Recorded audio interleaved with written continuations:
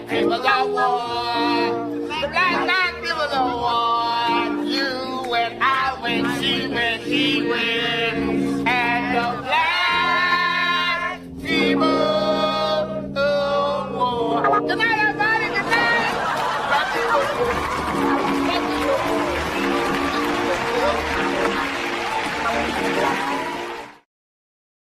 All right, welcome to the 2025 winners and losers, the ballers and busters, whatever you want to call it, 2025. I don't listen to 90s music. Everyone needs an Aquarius.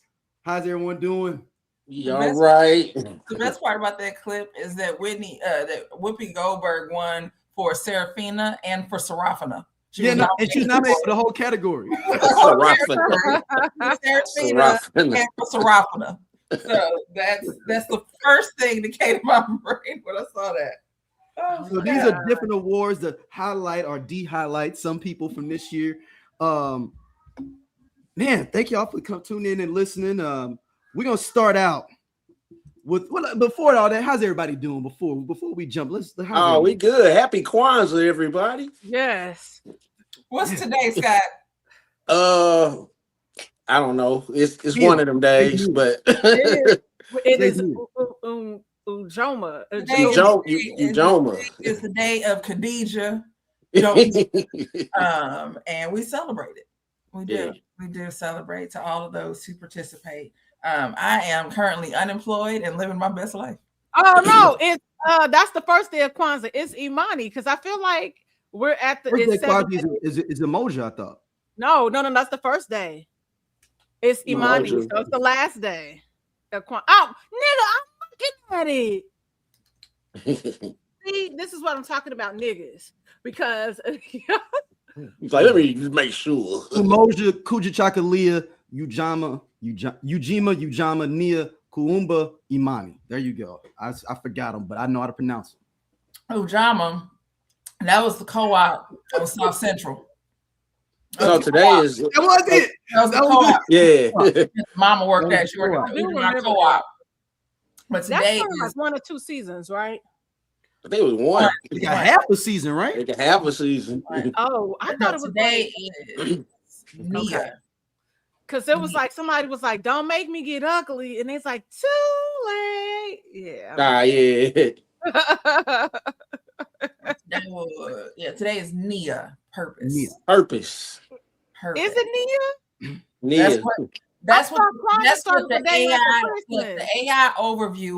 We still got 2 more days. New Year's Day is the last day. But I thought Kwanzaa started the day after Christmas. Correct. To the first. We so that so the day one was Umaja, and then day 2 was the 27th. And I'm not going to try to pronounce this word. Kujichagulia. There you go. There it is. There my brother is. And then the 28th, day 3. I thought we was at the end. I'm just skipping all kind of. We're coming towards. We got 2 more days. Okay. Yeah. So tomorrow. Yeah. The first is the last day. So tomorrow is Kumba. Okay. And then the first is Imani. Okay, that's fair. Well, thank y'all. You asking us, but how are you? I'm going good. I'm trying to do 15 things at one time, so y'all keep talking. Okay. We good.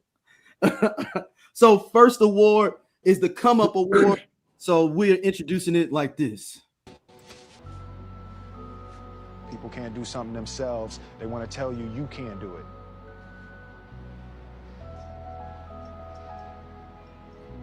You want something, go get it.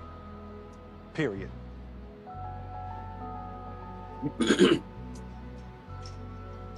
All right, so this award for people that are keeping their bingo card out there in TV land is for people that have came up. They had like their big glow up year this year in 2025, or they came and let the world know that they was on the scene and they were going to be successful. And it could be any field. It doesn't have to be just necessarily entertainment, whatever it may be. I will start out to help everybody understand a little bit. I'm going with Doechii for this year for 2025 Come Up of the Year Award recipient. Doechii, if you'd like to let me know, I will cash app you $5 for your award. And if you find me somewhere, just text me. You can get your Come Up award. But that's my person because I think she had the hell of a year, winning a Grammy for best new artist. Yeah, I put a stamp of like, yo, I'm here right now. Yeah, I like the Doechii. Who's yours, Scott? Who's your come up of the year award recipient? Even though we've seen him a lot, but I'm saying like we've seen him more this year. I'm gonna say Kev on stage. Ooh, I got him on this. You've seen a lot of him This is this still in year. mine. I Okay. do. There's a lot that I feel like that his career overall over the past several years is just to come up. But I feel like this year there's some bars that were Thank set. you. There's some stuff that he was. How many shows does he have right now? That are so there is Safe Space, which was purchased by Tubi. He sold Churchy, which premiered on BET Plus. He sold another show, which was a all improv medical series to BET as well, and also Safe Space is totally improv as well. So I was also going to say shout out to my people at Kev on Stage Studios because he really doing the damn thing. And then though he shuttered his app closed, which was phenomenal by the way, and I've been on his ass about it. And he said he wouldn't tell me why, but then we would come to find out that he has an overall deal with Fuse. So all the content you might see me on something on the Fuse Network. Shout out to Kev. He is a huge inspiration, all of them, to be quite honest. I can't forget the Spectrum commercials. Yep, you see more and more of them. And I mean, it's always great to see him. I mean, just in general, just like I said, over the years, just watching him grow from just doing the little small stuff to just doing bigger and bigger things and skits and whatnot, and just being able to do sold out tour or shows across the country. But watching Tony Baker, watching Tahir. Yeah. Right. And I remember watching Tahir at the little comedy club that was over down on Washington in St. Louis. So it's awesome to turn on the TV or to just open up your phone and you're seeing them in national campaigns to do something. Yeah. Not saying there's anything wrong with being at Joe's Barbecue and barbershop, like we ain't sorry, like there's nothing wrong with that, but you're doing Spectrum campaigns. That's you kicked it up a notch. So years ago, that's what you're on. So like every year it's just bam, bam, bam. So there is no hate at all. It's just more or less like, okay, so you sat down with a pen and paper and what did you write down? And that's what I want to know. I'm like, Kev, I want to be like you when I grow up. Like seriously. Because you have the idea, but then it's also, like you said, the execution, but having that community and support. And it's something when Kev really understood the assignment when Issa said, people always want to network up, but what about networking across? Because you don't know how this person can be of great help to you and really help you on your way. And Kev is so big on community and building everybody in his network up. Like I remember watching that very first season of Church You on his app before BET bought it, and Kev he funds everything out of his own pocket. Paying people travel. During COVID, he created Keep Your Distance Comedy, which was just, I think to even watch it was like $5 or $10. And he was still flying people out, putting them up in hotels because he had a studio space not far from here, and just really like keeping people entertained during like one of the toughest times of our lives. So we thought that was tough as shit where we at right now. Might be tougher.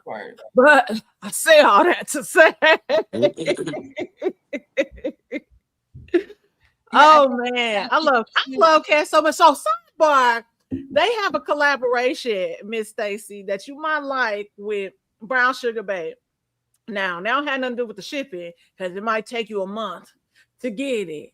But baby, I bought Bankable, and baby, I smell Bankable. I smell rich auntie. Excuse me. Brown sugar baby. They have 2 cents. And it was bankable and like luxury coated. And I'm trying to think. I was like, I might should have got it, but baby.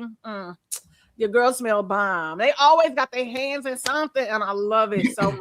I love his wife as well. And then there's shout out to you, Melissa. Like, not to compare anybody to Barack and Michelle. We're not doing that. My point is that people were like, oh, I want a Michelle. You got to be a Barack to get a Michelle. You got to be a Michelle to get a Barack. There's a type of woman that Melissa needed to be for Kevin to be the man that he is. There's a type of man that Kevin needed to be for Melissa to be the woman that she is. Absolutely. And that's the best way that I can put it. Yep. That's it. There's an attraction that you can bring to people. There's the best that you can bring out of people. There's the worst that you can bring out of people. Some of us have had people that have brought the worst out of us. And some of us have had people who are able to nurture and help us build. And this is not about taking care of nobody, because Kevin has mentioned several times how at one point Melissa paid the bills. Melissa wasn't taking care of him. Melissa was putting into building what was going to happen next.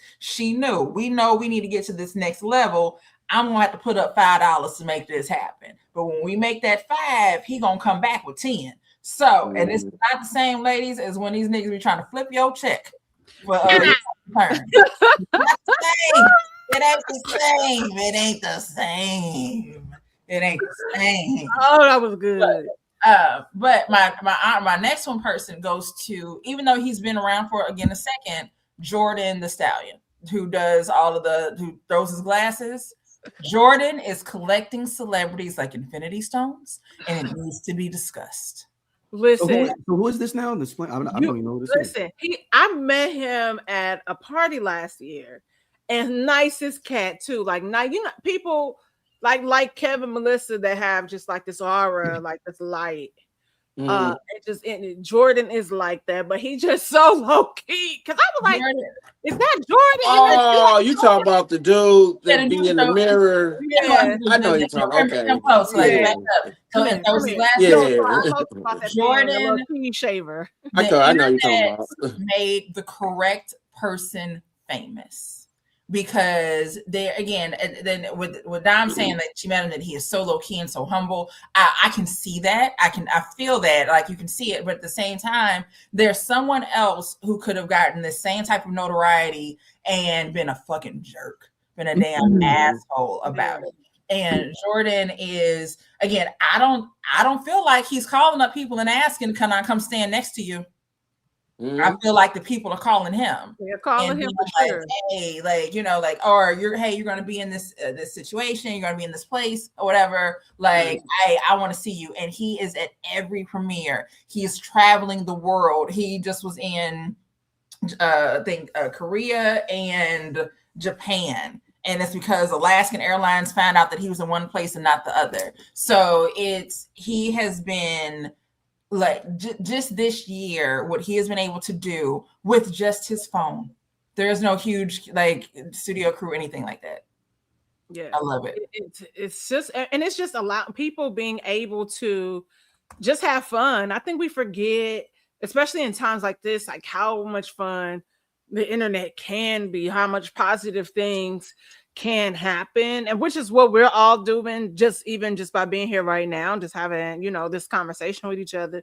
Like, life is hard enough. We should be able to have this escape and just have fun and allow people to entertain us, simply just kind of even how we were talking about with Kev and the stage crew. And it's just like it's just really dope, and it's just really dope to see people rise in their careers. So yes, absolutely.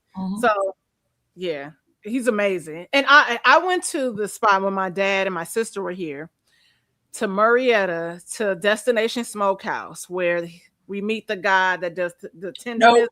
I don't want to hear about it. I don't want to hear about the tenderism. I don't want to hear about it. I don't want to hear about it because I haven't been. And let me tell you something. Let me tell you. I have not been, and you have been, and you're talking about it. You're kind of making me feel insecure, and I don't feel like it's the safe place. Let me tell you something. You know, we come from a place where we can smoke, mesquite, barbecue, everything. We can do a lot in St. Louis. You know, we'll give a little credit to Kansas City and their barbecue, but they don't cue like us. They do something different there. So it's different, it's because, like, you know, it's smoked versus it being barbecued. So those are two different things. It's using St. Louis, we have something so special. Because let me tell you something. I was like, this is cool. But did I need to drive like 2.5 hours to get this? That's fair. No, I could have had a V8 and been cool. But the homeboy, Mr. Tendenism had a really great conversation with my dad. We all got pictures. He stayed at our table with us, conversing for a while. They let him, you know, but I will say they know how to do some baked beans. So you ain't miss much, sis, but them great beans. I'm not flying for baked beans because I don't even eat baked beans. So there's that. I'm not flying for those. Like, I love a good baked bean. I'm not a baked bean girl. Now it's like if it's a piece of baked bean that's on my rib, I'm gonna go ahead and eat it. I'm not gonna flick it off. I'm gonna eat it. But I didn't come here for the baked beans. But to that point, you're absolutely right. Especially being here in Texas, right? Who thinks that they are the land of barbecue? No, it's cool there, but no, it's like there's a lot of brisket. It's a lot of brisket. Yeah, people don't get it. Don't get a rib tip sandwich. Some, you know, just people listen. People try to play when it on like play in St. Louis face, but we have some damn good food. Now we bullshit and do a lot of bullshit, like niggas walking down the street with, you know, like they in the middle of Dick Tracy with their gun. and they baggy jeans like it's 2001. We might do that, but baby, we gonna cook. I mean, you gonna leave. I love saying I gained weight there, so yeah, it's a great time to be alive. But I guess technically, since Scott said Kev on stage, I can't share it. So I'm gonna give it to my brother Jeff Pierre, because Jeffrey is gonna be in this in a movie that's premiering I guess in a couple weeks, Mercy with Chris Pratt, and he plays a supporting role. From what it seems based on the preview, it seemed like he might be the side dude. But just building my relationship with Jeff. I'm not trying to be a side nigga. You know, that's what it looked like based on a preview. He messing around with somebody's wife. If you check out the preview, they have an extended trailer. It's gonna be premiering, I believe, on Amazon Prime, and it will also be in theaters. But just seeing my brother like just thrive and flourish, and he's also going to be in a Netflix show this year called Nemesis with the beautiful, handsome ass O'Shawn from Abbott Elementary. So shout out to you, boo. You doing a damn thing, and I'm proud of you. All right. And Jeff, I told him that I was like, so why is your last Instagram post from April? And so he's like, no, it's not. I use my stories. And I'm like, you don't use your Instagram how you supposed to use it. And you're missing out on good money. 24 hours. Sir. Right. And I'm like, you have a movie coming out and there's no preview. I put it in my stories. So okay. He was also in Shameless. He made an appearance in War Dogs. I actually like that movie. I thought about that movie the other day. I don't remember why, but I did. Is that the one with the two young teenage Jewish kids that like yeah, with Jonah Hill. Yeah. The true story of that is even crazier than that. The story is crazy. Like the real story is crazy. Real good. They dumbed it down for that movie. Like they legit, it was a whole thing that they had going on. So all right. Our next award coming up is the Baby I'm Back. This is somebody that we thought it fell off, and then they came back with a vengeance. So as we introduce the Baby I'm Back award, here we go.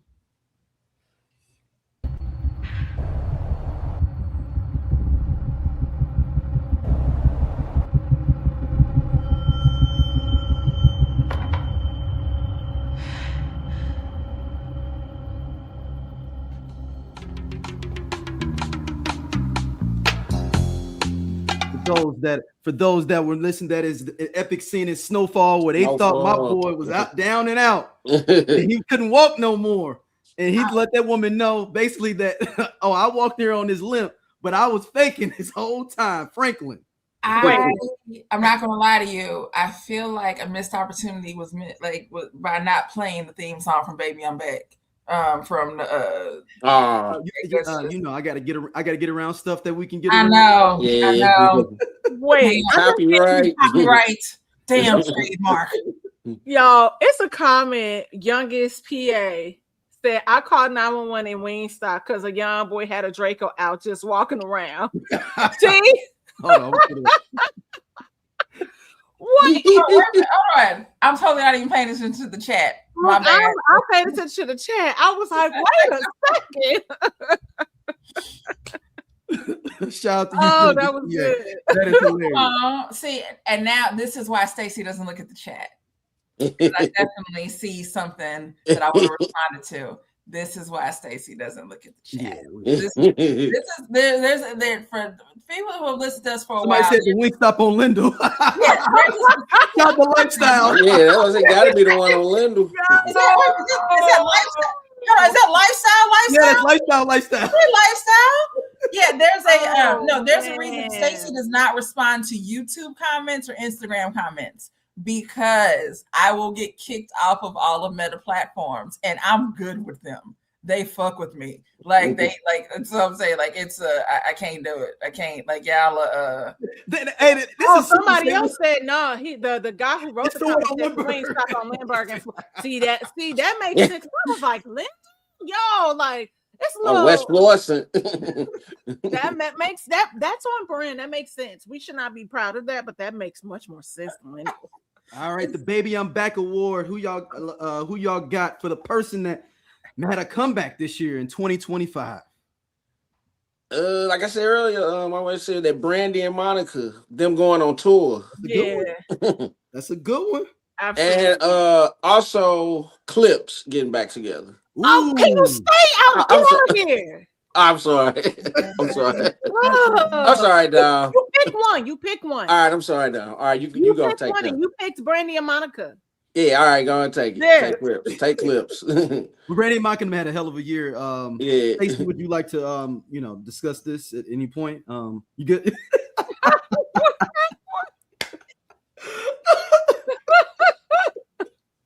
All right, Stacey, do you have someone for 2025 the Baby I'm Back award?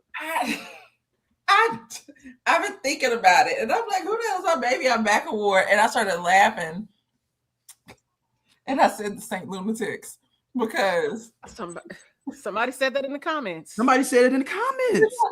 Shout out the youngest PA. He said that. We started with this.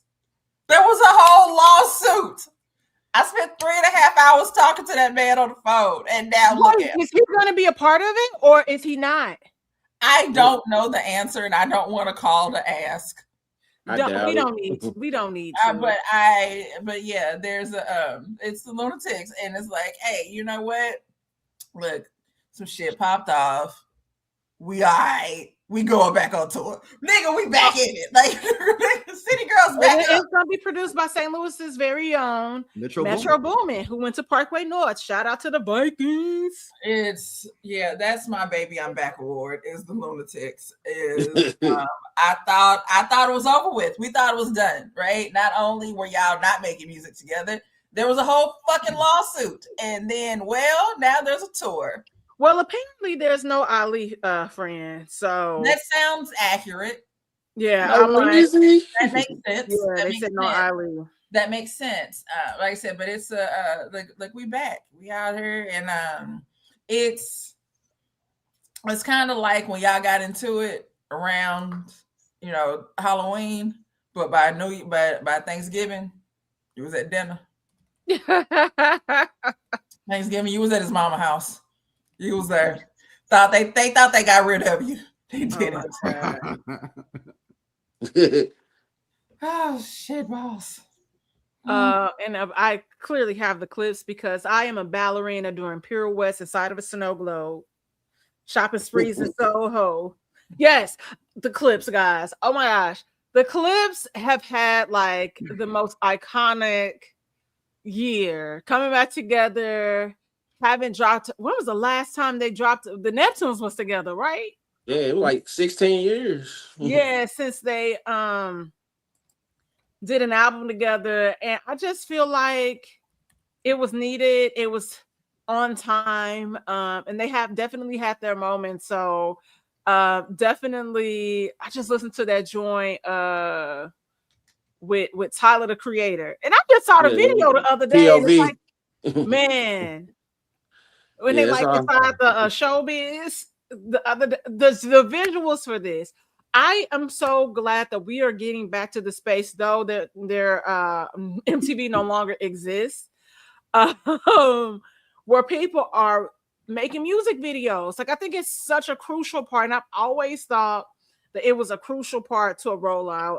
If nobody's learned anything from Beyonce, that is the one thing that you should have learned to do is a visual project. You might not be able to do a sneak attack project and just drop something because everybody ain't able. Y'all not. But visuals are key, and they have given us the visuals. I still listen to Numbers on the Board by Pusha T, so that's my jam. Like that's my album. Him and I'm still listening to Lord Willing. I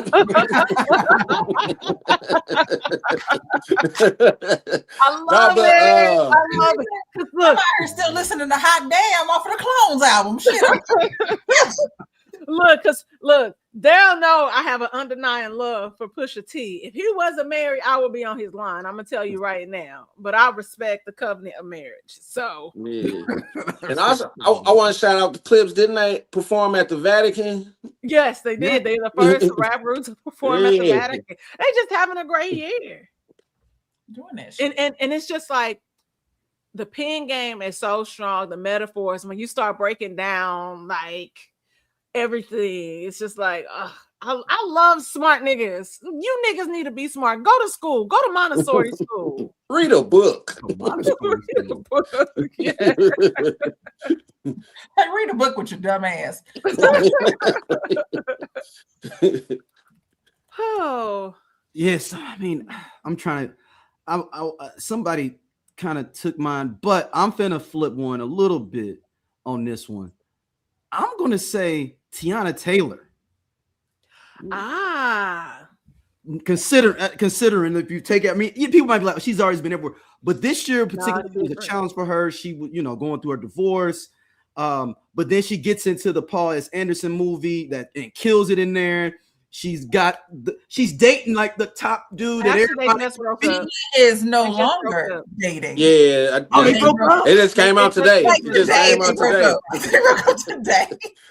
Aaron Pierre, that's Mufasa. Okay, well, let me retract that. I was really prepared for them to make some expensive ass cat looking children, and that is like these little Siamese cats will never be made, and I don't like it. Like they look like little. They do look like expensive ass fucking cats. Hey, but hold on, Stacey. First, but that's funny as fuck. But Stacey, he from over there. He ain't ready for that baby daddy drama, that ex-husband drama, man. He ain't ready for that. He from over there. And that's fair to say because the drama that they've had, that she's experienced recently, has simply been because of him talking too much on his podcast, and that is absolutely correct. And he was like, "This nigga play basketball." And he's a big dude too. That's a big dude. But it's also like, but he a big dumb dude. So like, but her divorce is final. Yeah. And then so they have that sorted out, but it's still that's that co-parenting. Yeah, he wasn't ready for that. Hey, Scott Straight said they weren't ready for that. Yeah, he wasn't ready for that, man. I'm gonna just say it. I think that's fair, but I wanted this for her so bad. We all did. I saw that today. It's not, girl. I just want to plug a show, the morning show. Now, I told Daryl today, Aaron Pierre is on Apple TV. On Apple TV, thank you. Yes. Amazing, phenomenal show. And it's not just it got black people in there too. It has the mother from Forever in it. in each season. You have multiple different Black people that come in and out as well. So it's very diverse.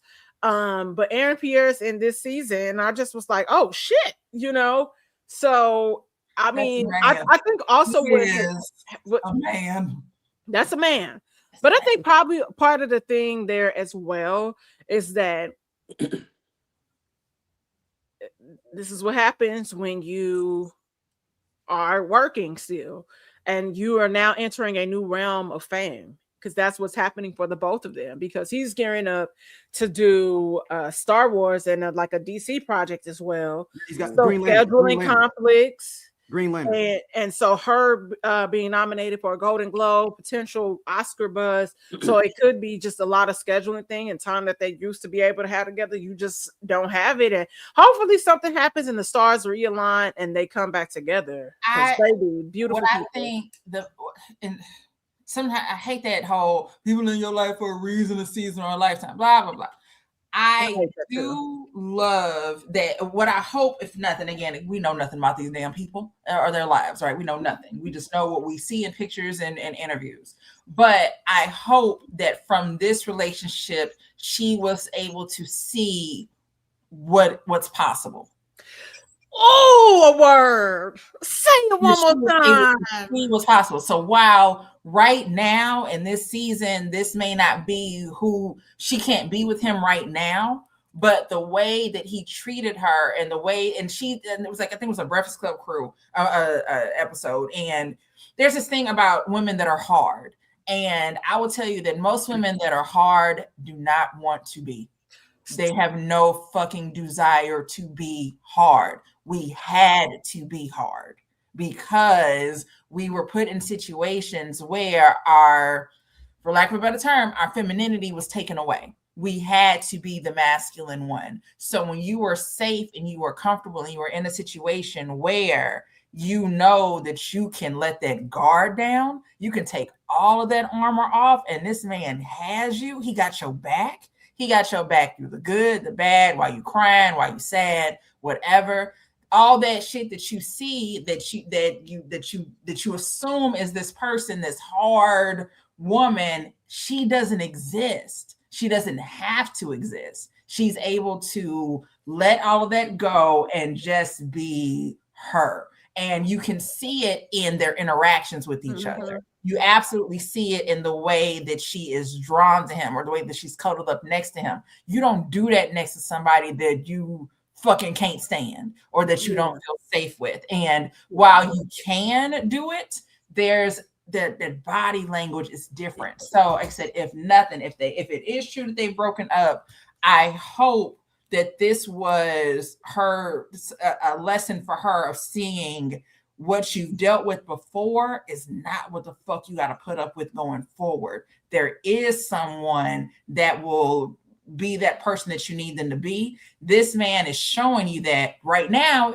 this just isn't for y'all. This isn't the time for y'all. And that's, I mean, again, it could be, it could not be. Don't know. But I hope that whoever her next person is, if it's not him, that they treat her just as well. And we can continue to see, and I hate to say that softening of her, but her being able to be her. I'll say elevated. Like for her to be able to actually show that she is soft. She can't do that right now. She's guarded. She's completely guarded. Also, I saw that new movie, and let me tell you something. For the whole 2.5 hours, or however it is, I remember at one point saying, "What the hell are we watching?" And then another point, is this movie still on? And then finally, it was like, okay, let me fucking pay attention to this movie because it's still on. Because I didn't think that it was going to be that. I knew nothing at all going into it. And so it's like, I'm like, all right, well. Thank you. Like, well, who'd you say thank you to? Oh. Girl. Oh, damn it. Y'all don't never let me cuss people out. No, because listen, because what was about to happen was I was gonna get him for you, because then he I was gonna get him real good. I let me say this. I saw it, and then I was like, what was the thank you for? And like, because damn it. No, I'm cracking up. Person say, but they not ready for the baby daddy drama. They not. That man don't know nothing about that. He don't know nothing about that. And look, I believe he's like 6'8". That don't mean you know. And it'd be weird. No, I'm just saying him coming through, being like, oh, so that's who you messing with. You know, I'm not. Iman might not be like that at all. We don't know. Yeah, but imagine it's the fact. That nigga from Chicago. From Chicago. Imagine a nigga going off on you with a Cockney accent. You ain't gonna tolerate that shit. Look, so this you now. You gotta remember, them Londoners, they gotta have hands because guns and stuff that they're illegal now. They be stabbing over hands and hammers. They got hands and feet over there because guns are illegal. He'd be like, I challenge you to a duel.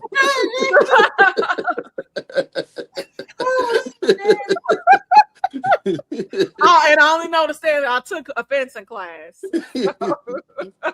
That's for you. On guard. Yes. That's I was like, they got the knives over there. This is what they get with the knives in the UK. Could be, like I said, every weapon but a gun. And while I'm not upset at this, I feel like there are too many guns in the US. It's not too many guns. There are way too many guns. But I specifically remember, what was I watching? Luther? And it was a dude just walking around killing niggas with a hammer, just walking up into buildings, and was like multiple people with a hammer. And I'm like, well, y'all just standing there. Oh, I know what you're talking about. Yeah. Y'all just gangs of London. Ain't no, it was Luther. Ain't no way that you finna get all of us with a hammer. Like it's a movie. It's a movie about soccer fans over there, and it's like how they follow the teams, and they like fight the other fans of the team. They just meet up in the streets and just bang. They just fight. It's like I forgot the name of the movie because the old dude from Lord of the Rings in it. I can't. Elijah dude. He in there. Is it Green Street? Is it Green Street Hooligans? Yep, yeah, Green Street Hooligans. That's what it is. They think there's stuff very serious. Like, no, soccer is a big fucking deal. Or football. Even in Canada with hockey, bruh, it's serious. Like at the games, they just chilling, but outside the stadium, they got bottles and knives. They ready. Bruh. Like, we can take this outside, mate, if you want to. Yeah. They meet at the pub. Yep. Oh my God. I'm looking at the description of it. I'm going to check this out. You ain't gonna cuss me out with a Cockney accent. Fuck you. Absolutely not. No. Absolutely not. You better have them hands. All right. So I mean, okay, we can still keep Tiana Taylor because of I think that's a great person to say.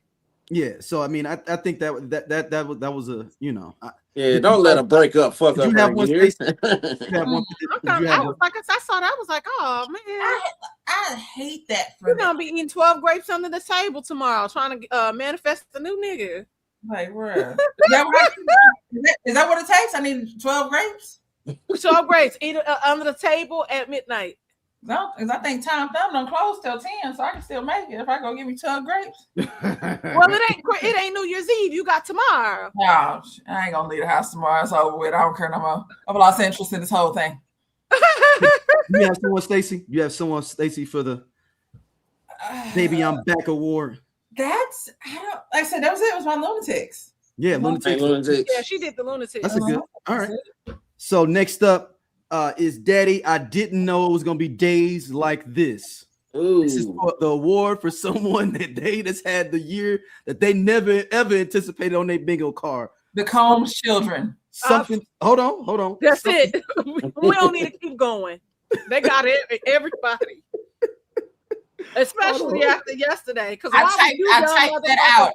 I typed out all of the Combs kids. Is what I wrote. Girl. Dang. But also, why were Justin and the Christian. do a documentary. Like y'all, it don't get no dumber than that. It's like you saw that shit with 50 did. That's some bullshit. This is the real story. Nah. And it's probably more incriminating things. Like, don't all y'all got cases pending against y'all? Yeah, they do. Exactly. I would not do anything. Like, who? Y'all know what? Y'all come hire us.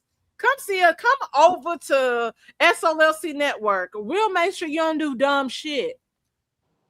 Hold on, y'all. Let me introduce it correctly before y'all already gave up. She on her Suge Knight. I did. You know. Sorry, I'm fed up. Hey, it's this like Don be one of the people that at the award show. Hey, hold on, before we already know who won it. Like, hey, hold on, man. We got to do the nominee. We got to actually introduce the award. Right, and I'm coming up snatching the award. Hey, what you did was cool. However, so let me introduce the award. Here we go. What's up? I ain't seen in a couple days. What's been happening? Man, get off that shit. It's over. It ain't nothing nobody can do about it now. What do you want from me, man? Nothing. Just came to see if you was all right. See how you been doing. Well, I ain't talk to nobody, all right? Always will be. Just came to see what's up. Tell you something. We playing your fucking game because ain't shit else to do. But don't you ever pull a gun on me again in your life. I hope I won't have to. Yeah, we all go down if you do, because we all crew. Just try me if you think I'm bullshit.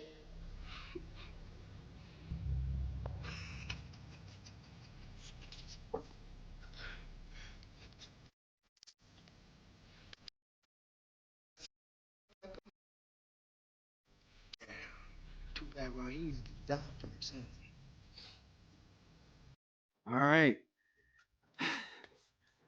Q did not know his day was going to be like that when he closed that locker. Tupac was there. So, someone in the chat room, somebody put in Margie Taylor Greene. Shout out to I actually wrote down Trump supporters / voters, and then also in parentheses the East Wing of the White House. Did not see that coming. Didn't see it coming. That was a good one. I like that. I'm working on political commentary for 2026. I love it. I decided I want to be on the Daily Show, so this is where we are. Hey. Apparently, I'm going to have to start reading a couple of books, getting my news from stuff other than memes, but I'm willing to make the sacrifice. I love it. Go for it. I'm here for it. That's it. All right, Dom, what about you? What is your person that are you sticking with the Diddy boys? With the Diddy? The Diddy boys. The Diddy kids. Diddy boys.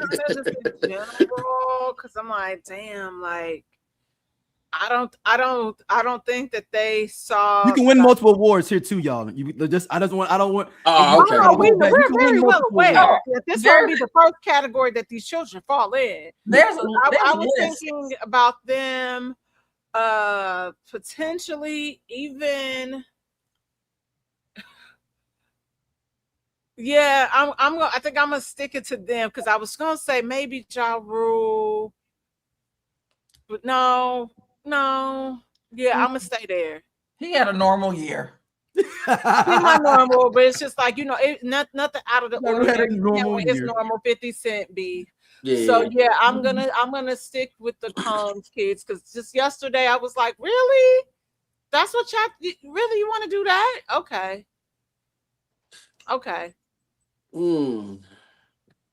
I hear that all the time.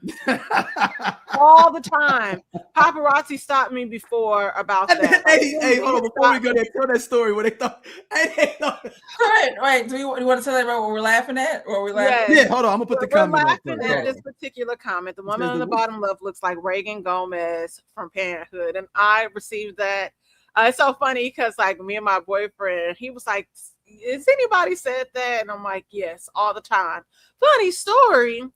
When I used to work in Beverly Hills, I used to eat at this cafe every day where I had breakfast with Verdine White. Quick flex. But I was leaving out and paparazzi stopped me. And this man sees me every day. And he stopped and said, Reagan? And I was like, no, I'm not her. Thank you though, but no. He thought he came up on somebody asking him a random question. Reagan Gomez has me blocked on Twitter still, I believe. What'd you do to my girl Reagan? Look, it was a different time. No. That was Stacey was on that. She was on that scorched earth policy. I believe if I'm correct, you're also blocked by the chick that wrote Wait and Exhale too, right? I may or may not be blocked by Terry McMillan. Yes, I believe that. There's someone else. Like, it's not Deion Ward, but it's somebody else. You'd be like, I didn't even know they was on Twitter, and like Stacey's blocked by them. I forgot that the third person. Stacey know it. It's somebody random, like Anita Baker or something. Like, you're like, it's not Anita Baker. Does not have me blocked. Thank you very much. Anita Baker tweeted me. Who the hell else has me blocked? It was somebody random, like Nikki Giovanni or something. Like, my entire life is random. So like Jody Watley. What the fuck you say to Jody Watley? No, so Reagan Gomez, I don't. There was something that she said, and I didn't like it, and my response may or may not have been "fuck you, Zaria." And I want to name my daughter Sorry because I think. Oh, dang! So hold on. Shout out to youngest PA. This one here. He said, "What about Dave East getting in the 50 Cent beef? He didn't know he was going." He was like, "I did not." I forgot about that. That's a good one. That's a good one. And I'm glad that we have the audience here too, because again, 2025 is a blur. As far as I'm concerned, shit that happened this year could have happened in 2023. It's all the same shit. Like, it's all blurred into me. So thank you all in the audience, please, for your comments and for suggestions. We can't do this without you. So no matter what, and I'll talk about cussing out folks in the comments. Although I still appreciate you. Thank you for the engagement. We thank you so much. Oh, the U.S. Department of Education. All right, Scott, what about for you? For you, what is about your person that didn't know Daddy was gonna be days like this award? I'm thinking in more recent stories. What, Nicki Minaj? There's another award that potentially could be for her later on. I was thinking that I have a few other awards for her. Yeah. I'm like, you knew her ass would be in the space that she in, so that's what I'm like. Look, this person may show up again. Sharon Moore from University of Michigan is I got him for another. He can get another one too. He will make a retread as well. And Shannon Sharp. Ooh. I have another award for him, but thank you for bringing him up. Wait. Gotta look. I have another award. Come on, man. Yeah. Come on, man. I like collard greens. You can't say that, Scott.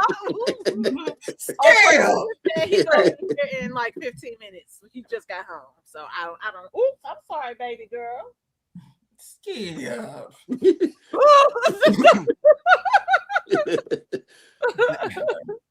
Yeah. I mean, it's got to. I mean, in this year, there's a lot of people that said, you know what, I wasn't ready for this year to be over. I got something for this. That a lot of people was getting awards late. Like Sharon Moore was like, yeah, I mean, he was like, let me hold my beer. Yeah, no, he said hold my vodka.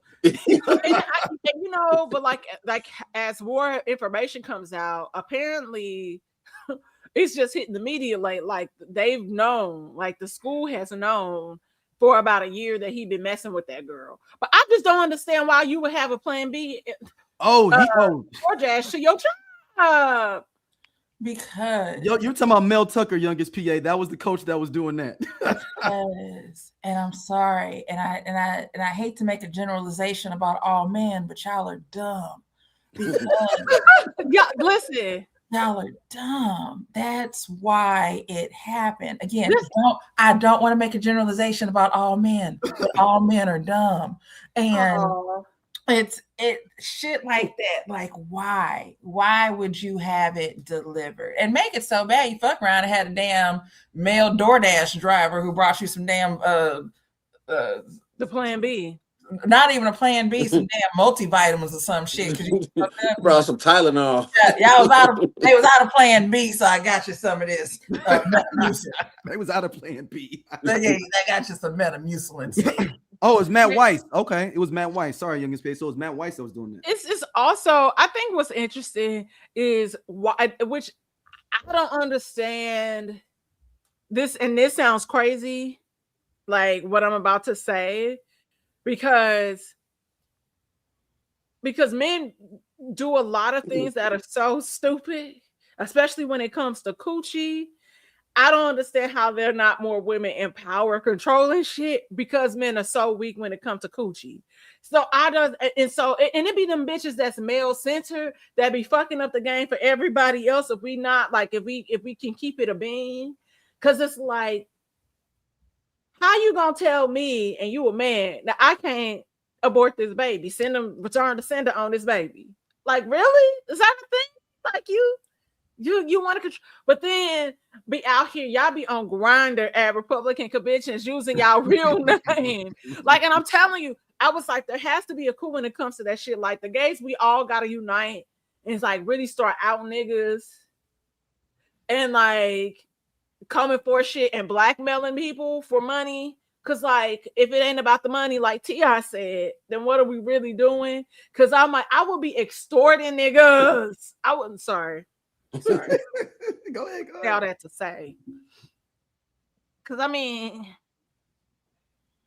I can't let niggas stigmatize me, because y'all not about to have me acting retarded out here. So I said the R word, and I'm sorry, but that's just not. It's all good. It's all good. We'll fix it. We'll fix it in post. Oh, cause that was an episode. You gotta watch. You would love the morning show, Stacey. You would love it. I saw the first couple of episodes because, like, I'm about to call him Michael Scott, fucking Steve Carell. So yeah. I saw the first episode. Steve Carell was on there. I saw maybe like no more than 2 or 3 episodes, and then I saw a Shiny Nickel that was 4 years ago. This is where we are. Who Shiny Nickel? Okay. Yeah, just a random Shiny. I got distracted. I got distracted. Okay, that's fair. That's fair. It is. What you got for us next, D? All right, next award. This award is something that is dear to my heart. The Politicking Award. I spelled that wrong. It says Politicking. It's supposed to be Politicking Award. So somebody that thought they was gonna talk their way out of some stuff, or they talked their way into some stuff, depending on how you look at it. And let us introduce this section of the show. Hold on, real quick, y'all. Help you, sir. How much for an order of ribs? $2.50. $2.50? How many ribs do I get with that? About 5. 5? So I guess that's about 50 cents a rib, huh? Yeah, about. Okay, let me get one. Right on. One order. One order ribs. No. 1 rib. 1 rib. I sure am hungry. Make that 1 rib to go. You got any soda? $1. Oh, come on now. Look out for a brother, man. Come on. Hey, check this out. Why don't you let me get a sip for 15 cents? My cups cost more than 15 cents. All right, fuck the cup. Pour it in my hand for a dime. All right. Politicking. They try to talk their way into something or out of something this year. It's a good one now. I'm gonna go first and foremost with a woman they like to call Nicki Minaj.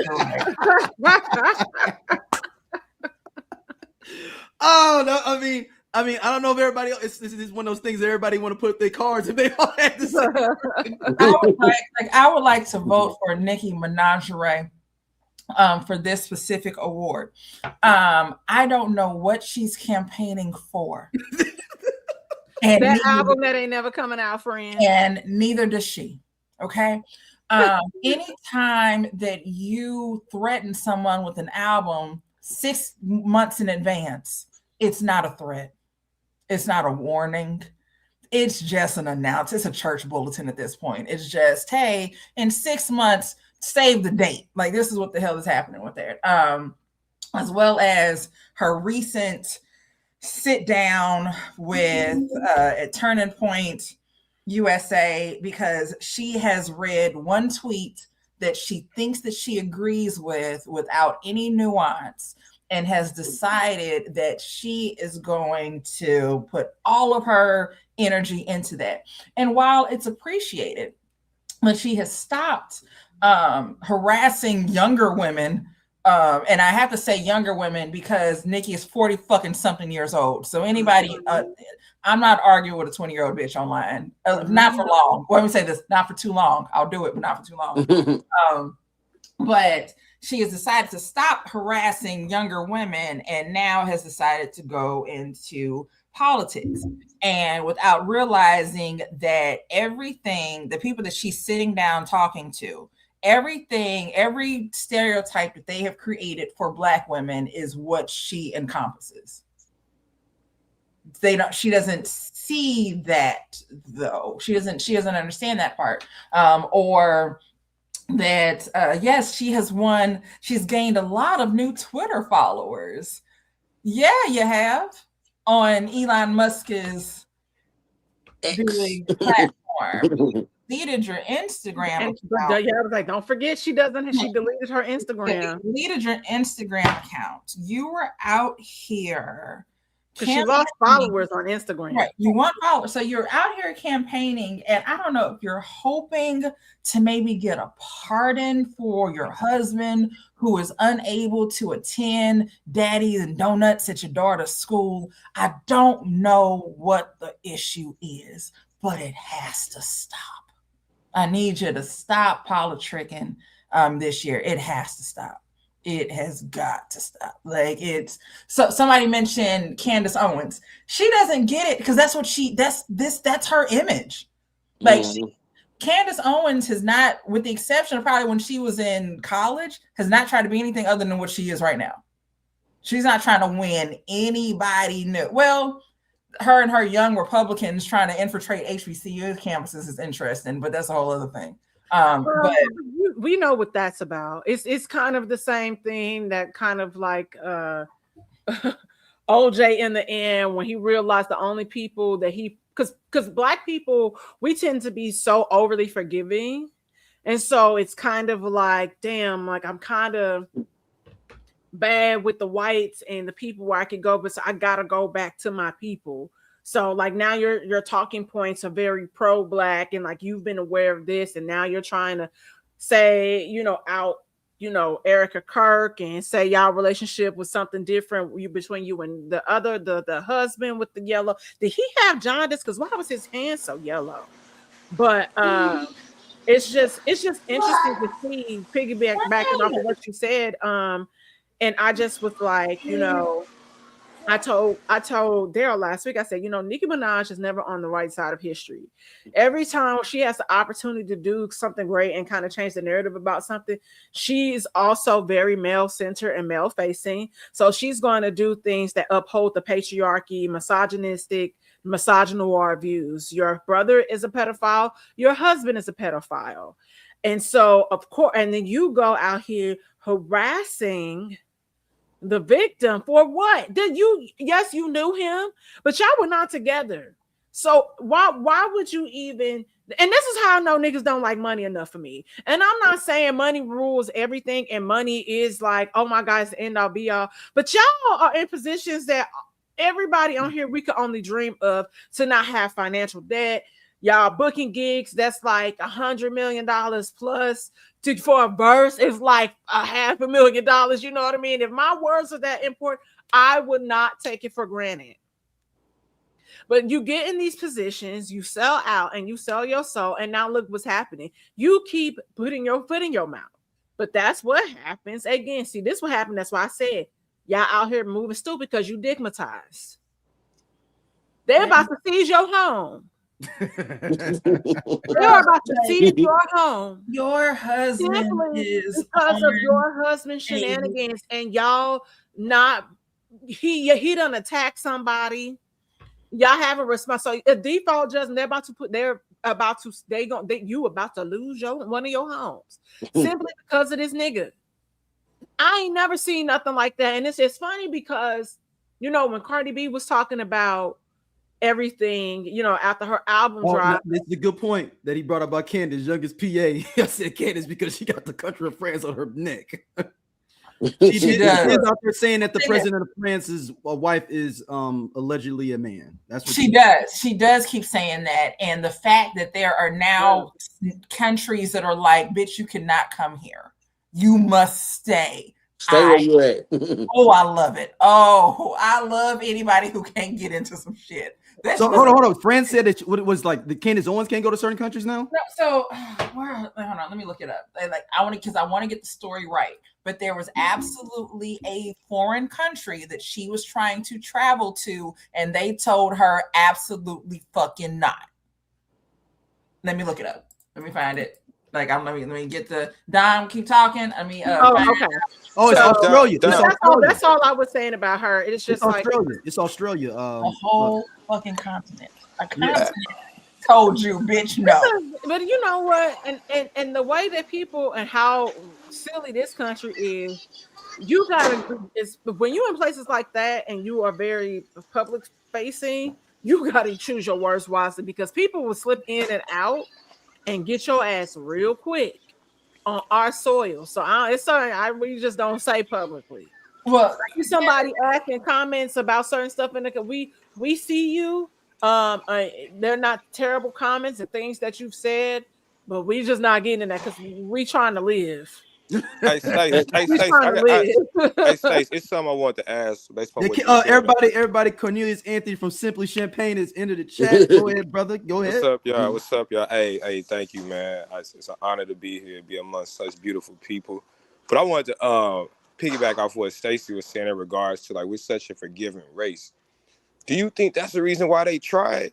Because I think 20 years from now, when we have reunion shows on the Grammys or BET, we all stand up and applaud them for all the great work they did. We kind of just look past, their shortcoming. We haven't really been able to test this full theory yet, though. But you're not we're in a different information age. I'm interested in seeing 20 years. Will people be,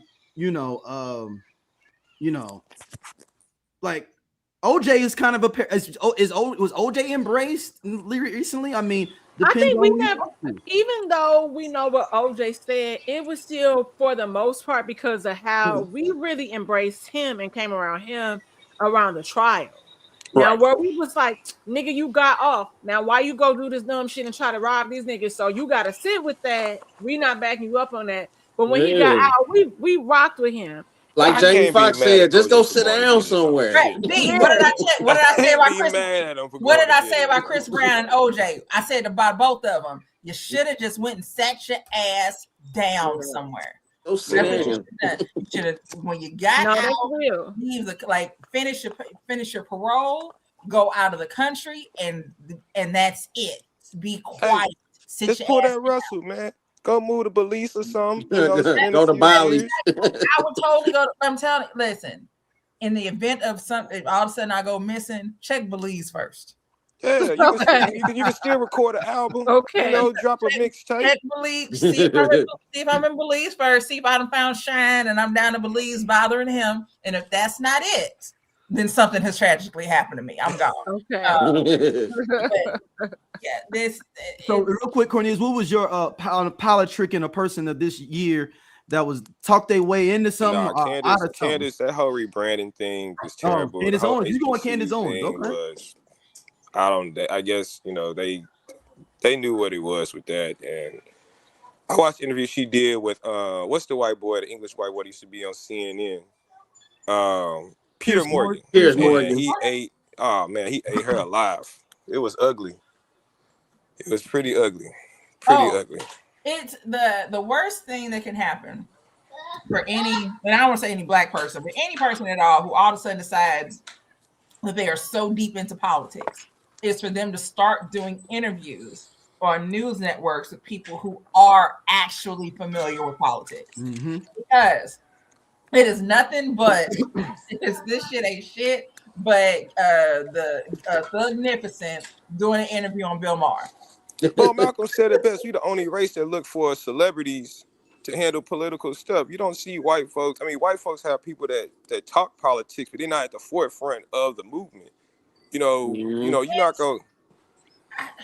Go ahead, finish your thought. I'm sorry. Yeah, you good. I'm just saying, like we always have somebody that's outside of politics that they throw at the forefront. They speaking for Black people. Like they don't speak for us. They don't, but they just continually do it. They've done it throughout the course of history. And I don't understand why we feel like, we don't feel like, I guess now it's kind of like the time where that's the one thing I will have to give Donald Trump credit for. Because the coonery is more cooning now more than ever. And whatever they eating, I don't want it.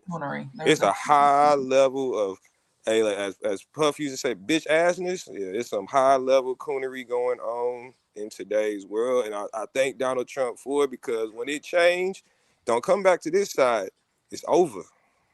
I don't think that you're wrong on that front, but what I do think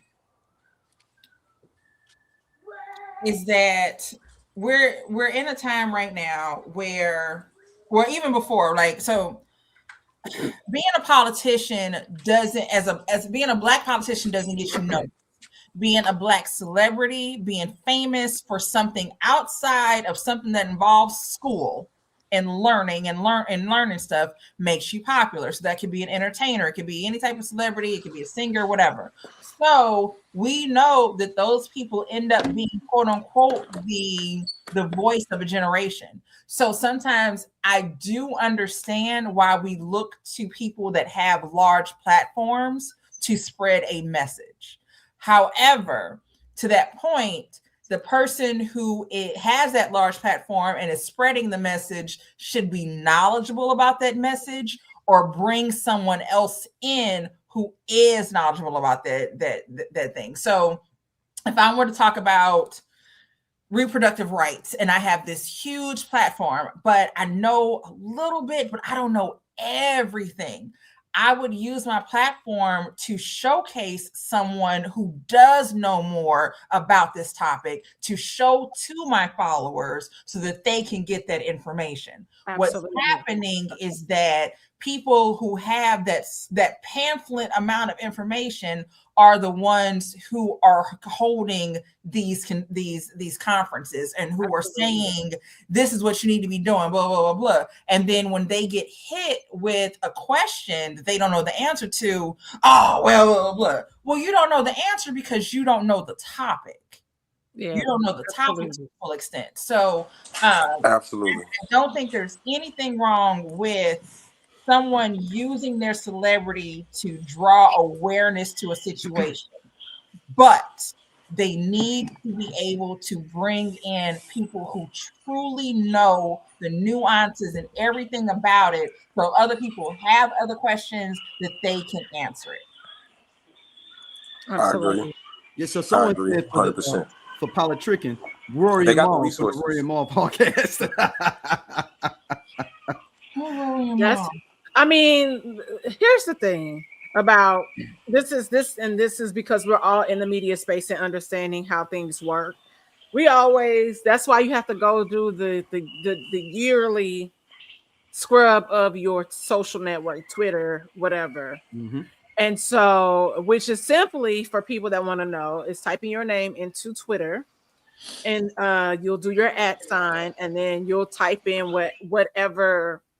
So let's say you talked about Britney Spears. So you would be your name, Britney Spears or Britney or whatever. And all your tweets will come up and about that person, and you can delete them. Now, is it still in the Smithsonian because it's been deleted? Potentially. But at least it won't be when someone goes to say anything, it won't be there. So I encourage everybody to do that. But I say all that to say, Rory and Mal used to work with Joe Budden. Joe Budden is also notorious for saying misogynistic, sexist, statements. He's gotten better over the years. Pump it up. Pump it up. Some of his talking points have gotten significantly, now I'm gonna say slightly better, and that's probably because of advertising dollars. But the people around him, like that one light skinned cat, some people, it's like you said, you speak on things that you don't know. You say things that you are uninformed in, which is now how you have Melissa Ford off the show, which she probably really shouldn't have been there anyway. You know, they try to balance things out. A lot of these podcasts. Oh, she left? Yeah, she's she not been on gone for anymore. like 6 They have months. Call Me White Girl on The there. fact that she's been gone for 6 months and you ain't know she was gone for 6 months. Oh wow. Right. I don't be following. I don't watch either, but that point is for somebody to be gone for 6 whole months is telling. And you ain't know.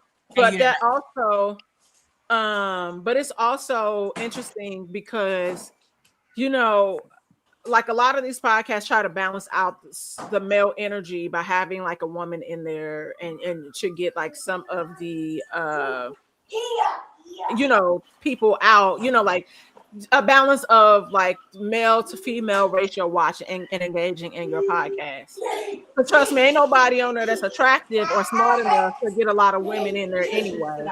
But I say all that to say to the people in the comments, if you have such a problem with what we're talking about, you guys can also leave. So back to what we were saying about.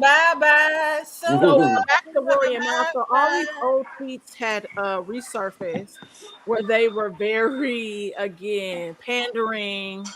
You had Rory saying he would never date a black girl, which is crazy because you date a black girl and you so centered in black culture. So it doesn't make sense. So there was this controversial thing going on surrounding them. Anyway, but it was just funny. So yeah. So and somebody said Mal is holding Rory back, which is crazy to say. Rory has kind of pushed into other categories too. Like I know he's done like produced albums and all this stuff. Wish that project was low-key really good, but that was what that was talking about when someone mentioned Rory and Mal about. And this topic, we are doing superlatives for 2025, and this one is Mama. I didn't know I was going to end up here. Did y'all? No, it's politicking. It's politicking. We're dealing with politicking. Yeah. Wrong topic. Don't reset the room. We're dealing with some trolls here. They can catch up if they want to. Did y'all see my man? Mustard. Y'all see my man from what's the show they always have like the baddies on there and they always kicking girls out and baddies? Baddies. Huh? That's what it's called. Baddies, I think. Is that a show? No, not baddies. It's a podcast. Now I want to go back to politicking. There is a late entrant into this to me, as of today, since we talked about baddies, is the Diddy's Boys again. They have a new reality series coming on SOLC Network, explaining the side of the Diddy. Oh, they got a reality show. I was gonna say that, but then I am not. I didn't hear part of me was gonna say it, but then here's the other thing. I was kind of gonna say, can I enter Stephon Diggs? But is he? What is he? Man, hey, man! Offset said that boy got a basketball team in one off season. Well, okay. Outside of that, Stephon Diggs has been hit with another lawsuit today for assaulting his chef. So there's messages to. He beat up the chef.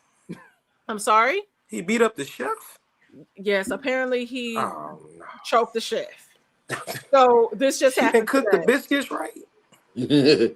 So I just was like, like, how? Now you already kind of caught a break, and you in the midst of another case. You got like another.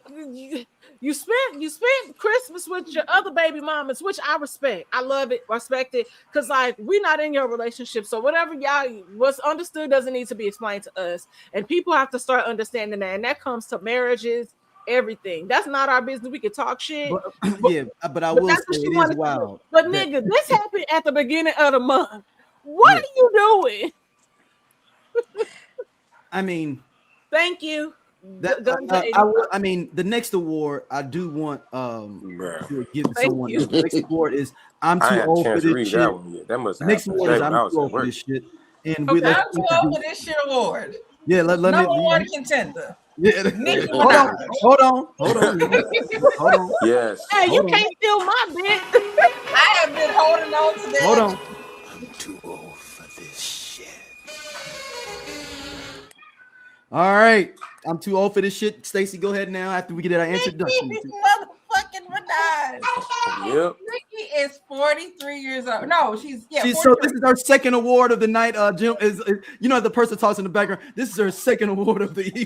Second award. Second time nomination, second time award. Let me tell you something, and this is what's most amazing about Nicki and I feel like I have nothing in common with this woman except for we're both over 40 years old.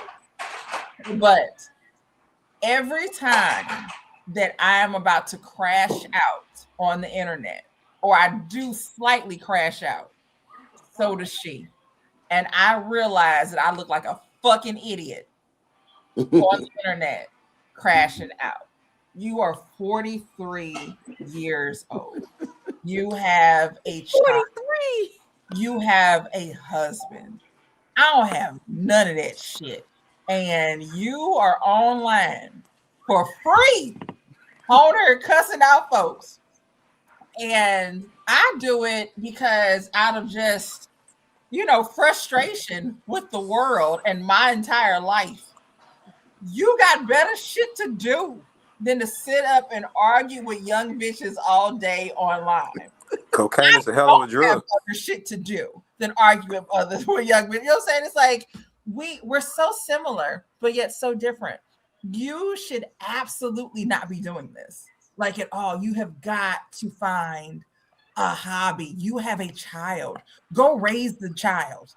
Go home and make some little Montessori type alphabet shit in the house. Do things like that. I know that you and your husband can't go up to the school and volunteer. I understand that. But you can be a member of the PTO. You can do that. Man, Nicki always thought he was supposed to be just her. You can do all of that. I understand that you are unfortunately technically a single mother. I get it. But at the same time, I want better for you in 2026. She like the old stripper at the strip club hating on the young girls. Oh my God. Bitch refuses to take the earlier shift. Let the bitches get on at 11. Girl, you need to work from 7 to 11. And she got to work lunchtime hours. Hey, your prime time hours is over. You doing lunch from now on. You working 1 to 6. Why won't you just do the lunch special? Do the lunch special, man. You got the whole building to yourself. Like I said, the highlight. She said, I want her to visit home and always miss her flight. I want better for her. That's right. You realize that some people started the person who said that to have her deported because Michi apparently Marvel is one of my bestest, loveliest friends. Michi, thank you so much for tuning in and watching. And you know that Nicki has to go. Oh my God! We're done. Did you sign that petition? Who signed the petition? I started the petition. I started it on change.gov. And I'm also working on another one. I'm going state to state at this point. It has to stop. Where's she gotta go back to? Trinidad? What's she gotta go? I don't know. And look on she got Carnival every year. She got that to look forward to. She can still get out there and do her thing at Carnival. You know what I'm saying? She got that. Here's the issue: is at some point we all have to grow up. And we all have to be accountable for our actions. I don't want to grow up. And so I think that's the issue. Kid. She is not a Toys R Us kid. But that's the difference. And herein lies the issue with Nicki Minaj, simply because of that. Because Nicki is so hung up on being the victim, and everybody is doing things to her, and she doesn't realize that she's in her own way, and that all of her issues are simply because of her. Like, we didn't tell you to marry that bum ass broke nigga. We also did not tell you to support your brother who molested somebody. And her last name, the last name is Petty, which I appreciate. I do appreciate the last name being Petty. Can she be deported? I have questions. So and that allegedly she can. And she will not be satisfied until the leopards eat her face and she is facing deportation. How many signatures they need? The leopards are going to Hold on. He doesn't think the leopards are going to eat her face. Hey, I love Michi already. She said she associated with more PDF files than Adobe. More PDF files. Is everything. I need you to understand that Michi is everything. I adore Michi.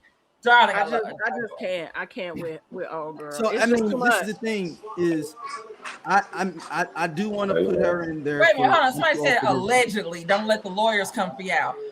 That's true. Is it alleged? John, you on point. Like you say, alleged is not. There's nothing wrong with alleged, but there is an issue when there's a conviction.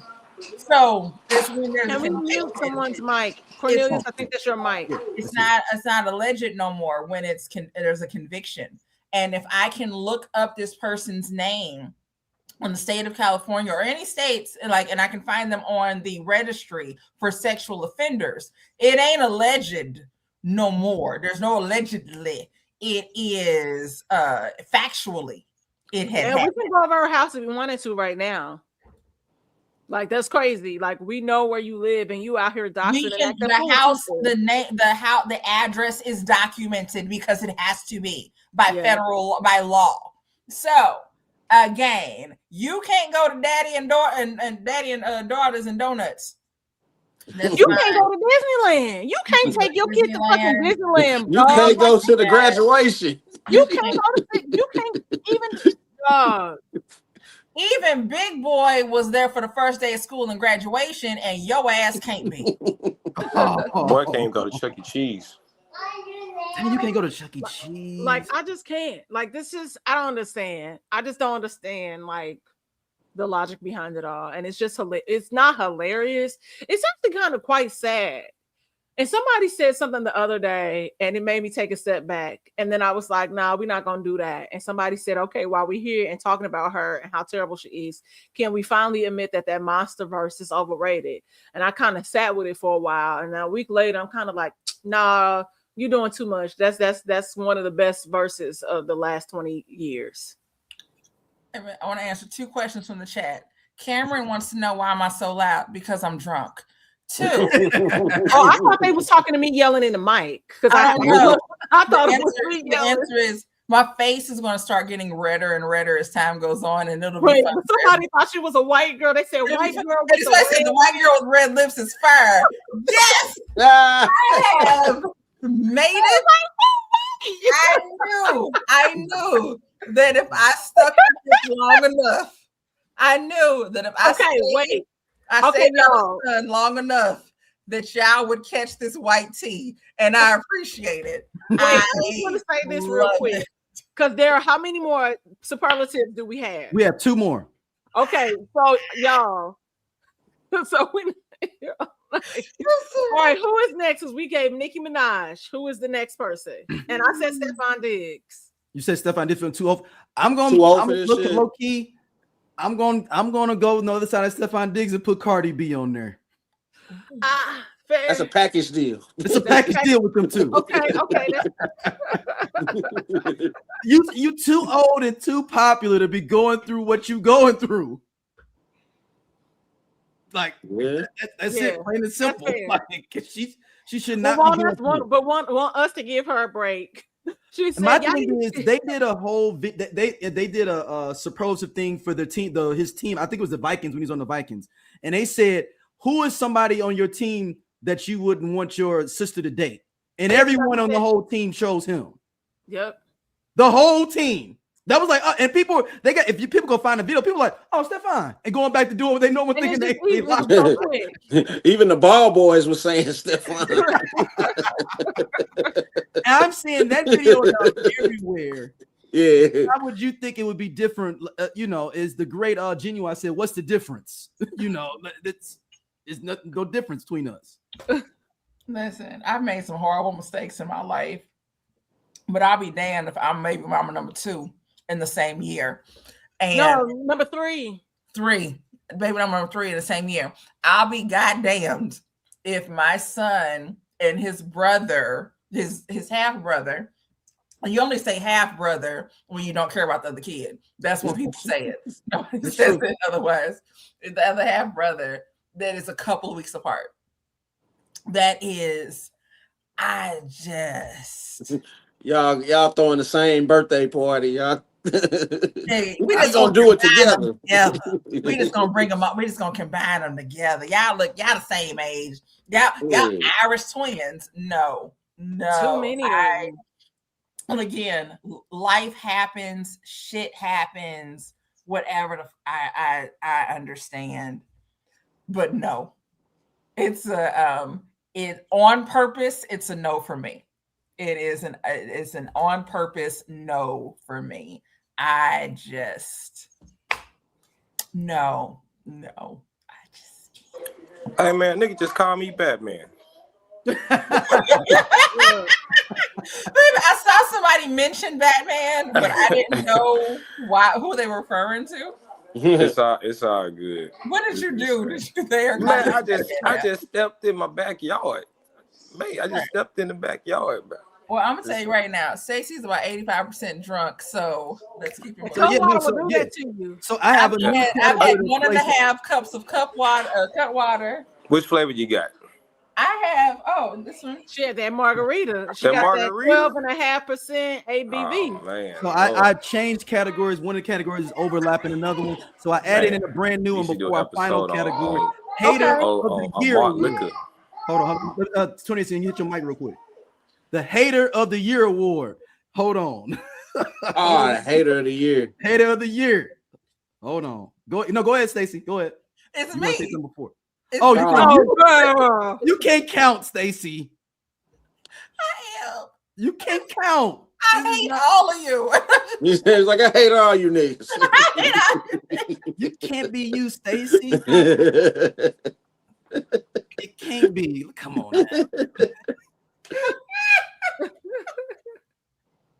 It can't be you, Stacey. All right.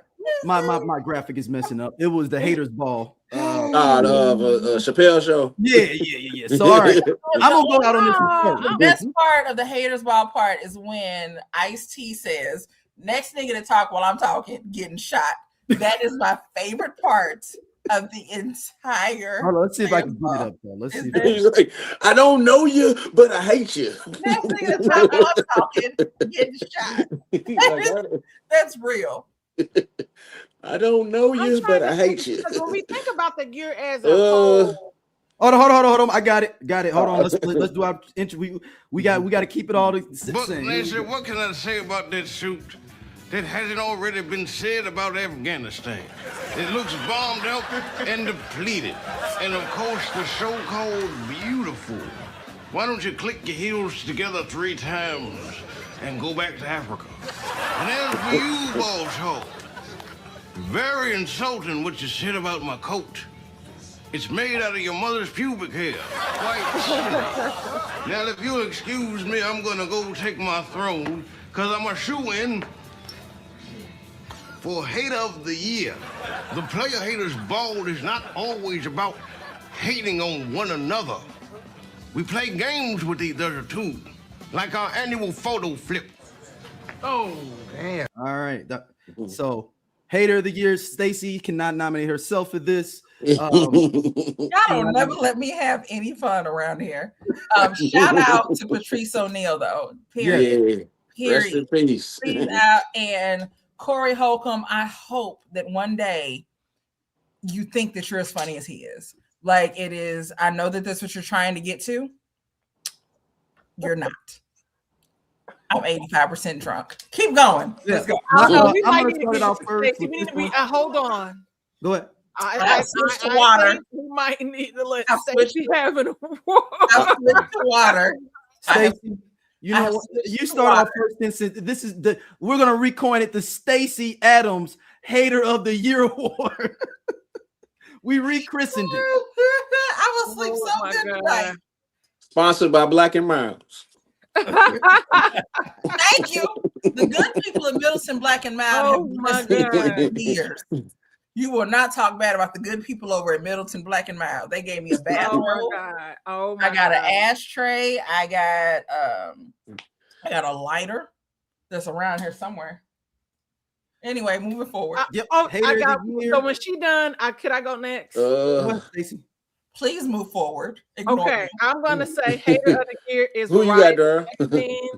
And anybody who's the hater that's for you? affiliated with the media company that is under the same corporation, which also includes Rolling Stone, because y'all have had a lot of smoke for the great sinners, and saying how you were trying to say that opening weekend was a flop.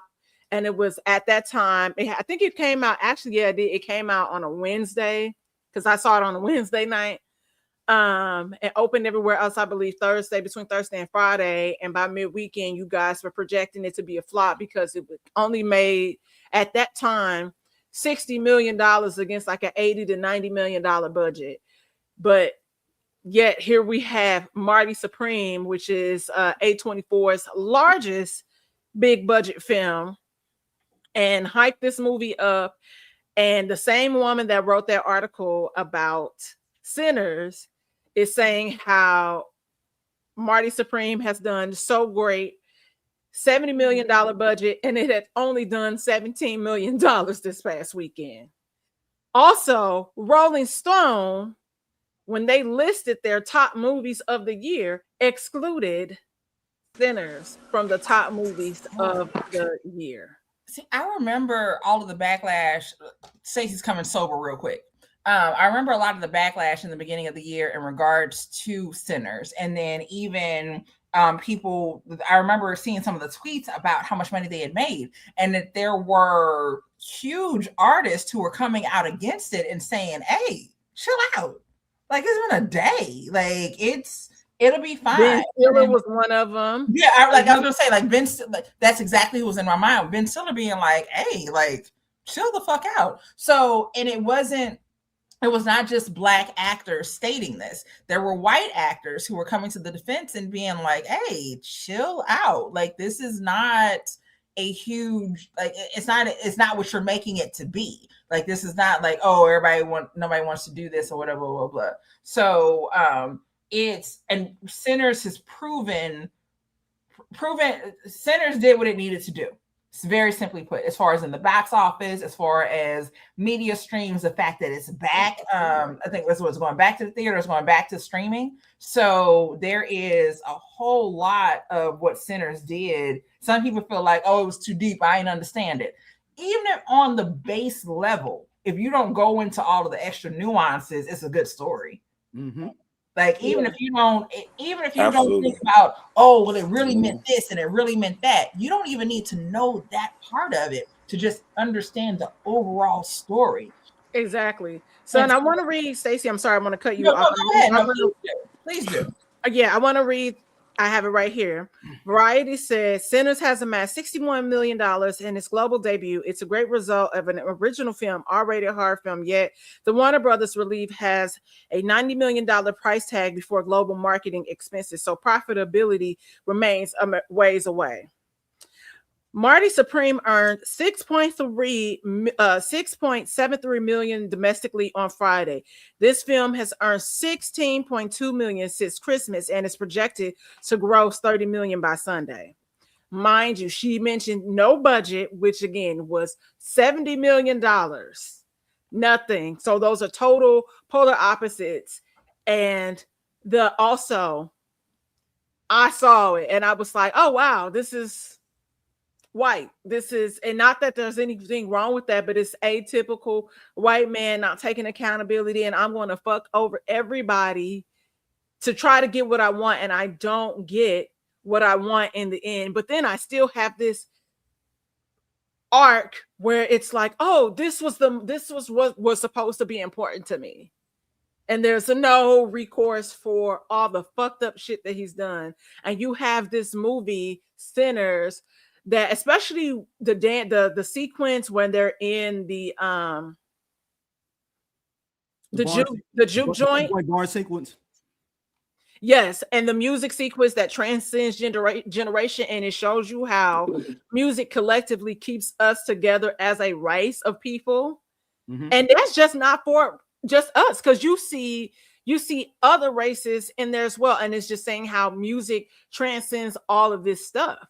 And then in the end, you realize that he's having this coming to Jesus moment, but his coming to Jesus moment isn't choosing Jesus in a literal sense. And the church, it's like, I have to choose me. I have to do what I need to do.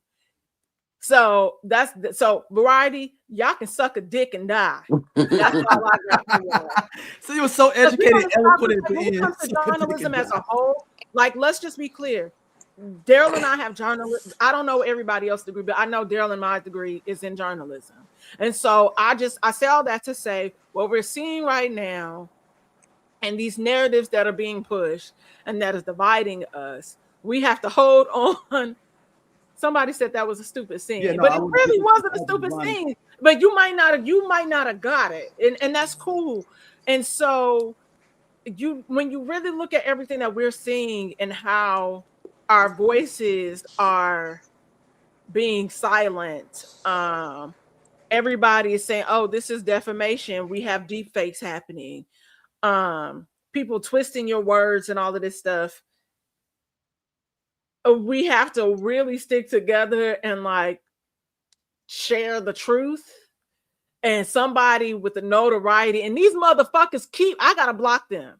I gotta block them because they keep popping them on. I don't follow them hoes. But I'm tired. I'm like, how are these hoes on my timeline again? So there's certain things that, hey, God said he wasn't gonna flood the earth no more. That's why he ain't flood the earth. He's like, after the whole 40 days, but he was like, I was kind of messed up. I ain't gonna do that no more. That's why he hasn't flooded the earth again. So, but also accountability. He was like, so we received that. But it's also, I say all that to say, back to the situation at hand. We have a job to do, and you guys are doing this service, and you also have so many directors that are out campaigning for this great film. Oh, stop it, Dom. Hey man, y'all not gonna keep calling me Dominican out here. We are not gonna do that. I ain't jumped in on nothing. I'm trying to be here. No, I'm not Dominican. The chat specifically said, let Dom talk. So I'm on mute. No. Somebody said the Dominican. No, it's got funny. The dreads on fleek. Right. Now, we being quiet, and now you getting told to say your dreads on fleek. Viva la revolution for journalists. And like I said what I said about Variety. Y'all suck dick and die because this is not okay. Go ahead, Stacey. It's on you now. Yeah, on y'all too. I'm trying to be quiet. The chat specifically stated, let Miss Lovings talk. Let Dom speak. Please let her talk. They told me to shut the fuck up, so I'm being quiet. But what I was going to state just in the very, very background was that when it comes, my hater of the year has more to do with media and national media and the fight against First Amendment rights. That's what I was going to state, but I'm going to be quiet. So we in alignment. We on one accord. Stacey. I'm just gonna call it like it is. My hater of the year is Stephen A. Smith. Ooh. Is it 98? What year is it? What happened? Stephen A. Smith is the ultimate hater of the year, man. His attack on Jasmine Crockett, totally wrong. And one thing about Stephen A. Smith is he don't need to be in no politics. Same thing he did when he tried to get into boxing. He realized when Max Kellerman tried to help him out, he couldn't do it. What he started doing, he started hating on Max. What happened to Max? Max got fired. Everything that made Stephen A. Smith what he is what he hates about everybody he don't like. They loud in a professional field. And he's just a hater. Point blank, period. And he has a whole platform. Again, that's that coonery. out here doing them people's work, and it just shows. He's another one that's gonna fall victim to the culture. So he's my hater of the year, hands down. That's a good one, man. That's a good one with Stephen A. I like that one a lot. I'm going with Damon Dash. I was polite to him when I Dame Dash. Oh damn! I'm going with Damon Dash. I'm I'm not even calling him Dame. I'm calling him Damon Dash. Damon. Oh, Sidebar D, his production, his movie company just sold for $100 at an auction. That just happened while we were online. Someone else go. I need to research this so I can have this for part of my go Scott. I need for I can put this as a part of my him being a hater. Shit, I didn't really I'm gonna just say Donald Trump, man, because he just renaming shit. How you just rename the Gulf of Mexico to the Gulf of America? And the Kennedy Center. Yeah, the Kennedy Center. And you know, a lot of people backed out. Like it was supposed to be a lot of events, and they all backed out too because of that. I'm reading the article now. Pop right up. Damon Dash firm biz sells for $100 at auction as creditors swarm to offset $100 million. So that happened 6 hours ago, y'all. Damn, fresh off the press. Damn. But Dame's been hating this whole year on a lot of things for no reason. He's been hating on Jay-Z in the background for a while, like just to be shit. The forefront. Yeah, forefront, right. For a while, he's been hating. It's just, come on, man. It's just like, we can stop it, Dame, and let everybody else kind of live, breathe, do what they got to do. You don't have to criticize everything that you feel because you're the proprietary of the culture of hip hop, you know. And on top of it, like, you look like a hater because you're not even making moves in here and you're not paying people. You're doing some Diddy-ish things, not with upstanding the sexual nature of Diddy's, but I'm talking about, but you're not paying people. You're doing that, you know, Birdman hand rub on with their funds and the way they go with stuff. But yeah, hater of the year is for me is Dame Dash on that, along with Donald Trump too. I mean, but he's like, we might need to make a whole other category for him next year. That's just one whole category. Yeah. You know, we already christened it the Stacey Adams. Can we christen another award for you, Stacey? Can we change the Hater of the Year award to the Donald Trump Hater of the Year award, or you want to keep it the Stacey Adams Hater of the Year award? Once again, y'all trying to let a white man come in. Some shit that I just built. She worked hard. No. Hey, Darryl, we'll have to do a Donald Trump fuck everybody award. I'm saying I'm over here. Look, there you go. Look, the audience told me they ain't want to hear shit from me. I'm over here being quiet and minding my damn business. And now y'all want me to add the white man name to something. Go ahead and do it. I don't care. No. Hey, look. It'd be like they did it with the Kennedy Center. And my thing is this: and put up a bad font while you at it, just to piss me off even more. I'm not a journalism major. I'm a communications major. Sorry, magna cum laude from the Missouri University of Arizona. That don't mean shit right now. I ain't gonna lie. On it and go ahead. Oh, this is a good one. I ain't gonna lie. Charleston White, man. Charleston White is a good one too. This Front Master Flex. Getting everybody fired from Hot 97. Yeah, he got Ebro and all them out of there. He got everybody fired. Yep, and then Charleston White, that's a good one. He's been a good hater for a while, though. He's been hating for a while. Yeah, Charleston White been on a hating streak. Yeah, he's been hating like at a high level of hate. Before we get into our coup de grace. Our Sucker of the Year award. And y'all, and can't nobody shut me up. Real quick. Sucker of the Year award, everybody.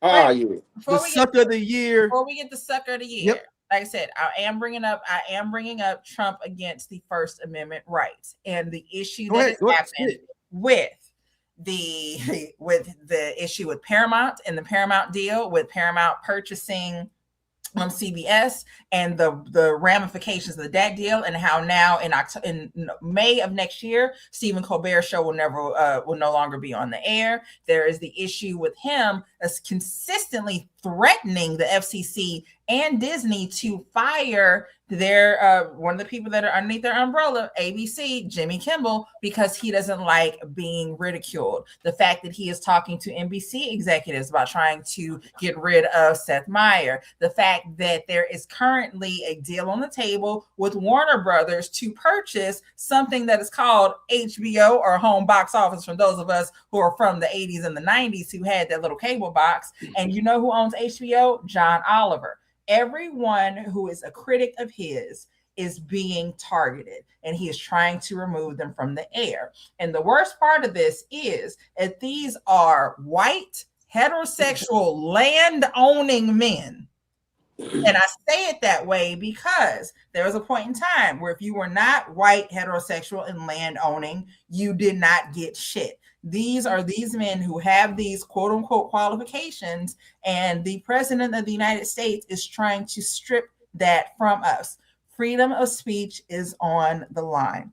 Whether people think that it is or it is not, it is more than just him being upset with talk show hosts. This is anyone who criticizes him is getting penalized in some shape, form, or fashion. That goes for people that are on TV. That goes for fucking us. It is a problem. So my Hater of the Year award goes to Donald Trump specifically. Now, again, there's a million reasons why he should be there.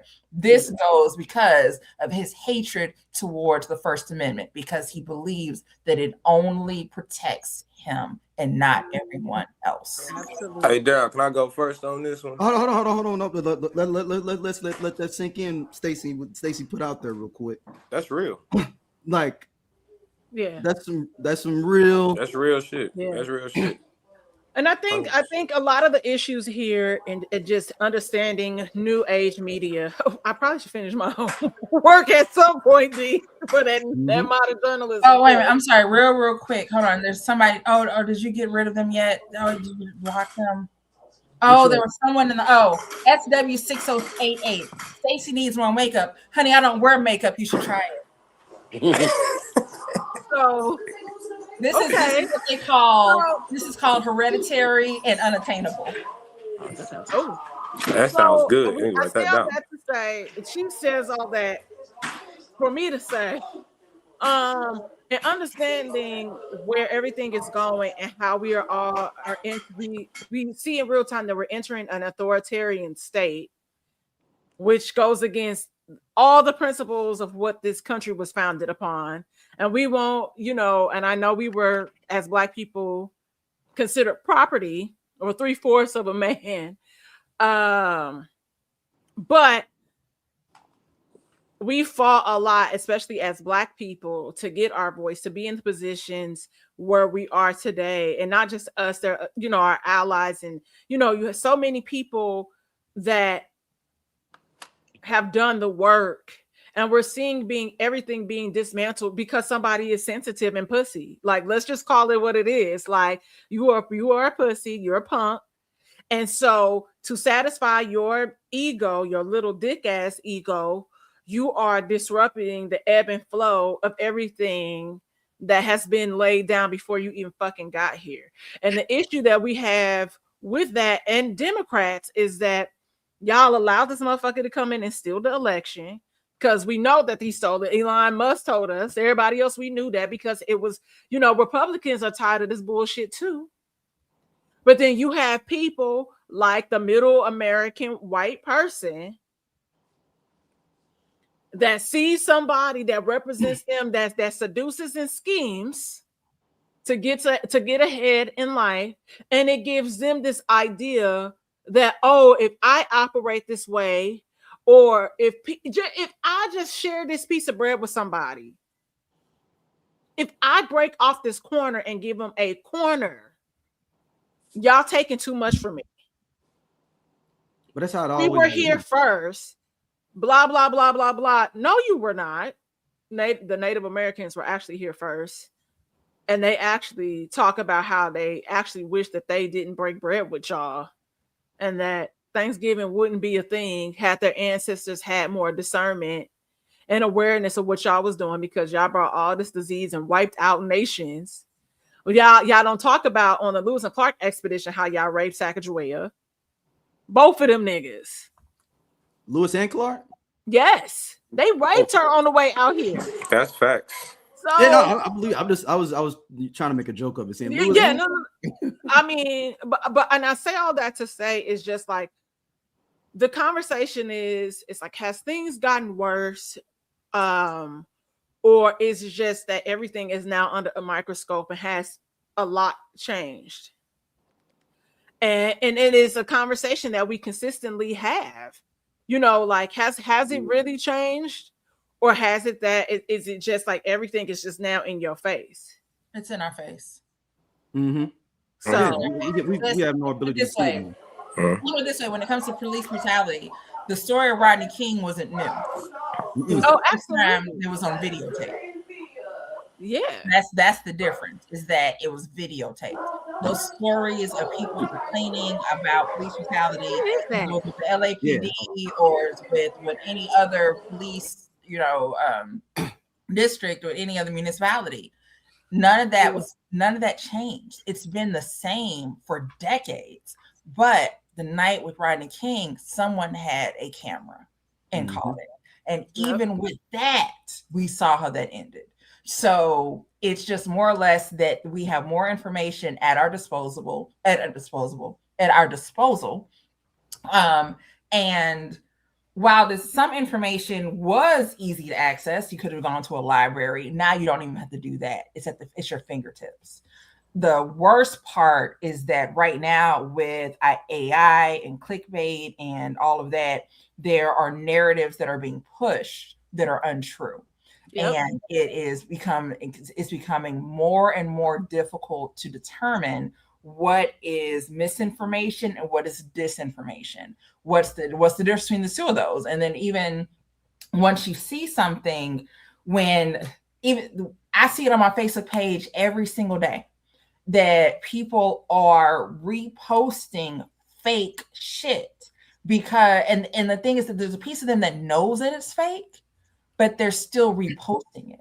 And they're like, thoughts on this and blah, blah, blah, blah. And there's no link. There's no valid source, but we're quick to continue to spread this wrong information to each other. And again, so not only is one is visibility, but two, we're also sharing incorrect information.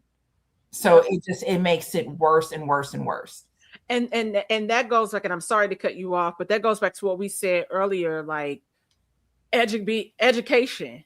And we talk about being able to read. And when I say reading comprehension and understanding, like, yes, you can go online, you can research, but a lot of the information that you need are in books. People don't understand the 3 branches of government. People don't understand voter suppression, why they're suppressing votes, why that matters. People don't understand that when they go in to vote for the president, that we are only simply the popular vote. There is a representative. There's so many that each state gets that goes in and votes. The electoral I guarantee that. Electoral college, or even how representatives in Congress are made based upon population, how they adjust or the reason why you can't just only vote every 4 years. Exactly. Right? The gubernatorial elections are every 2 years, and there are Senate races in Congress. So it's as someone who I spent a lot of time last year actually literally going into high schools and helping children helping 18-year-olds register to vote, and them understanding specifically what the importance is, and understanding that it's not just about the presidential elections, that local elections matter more, and explaining why those local elections matter more.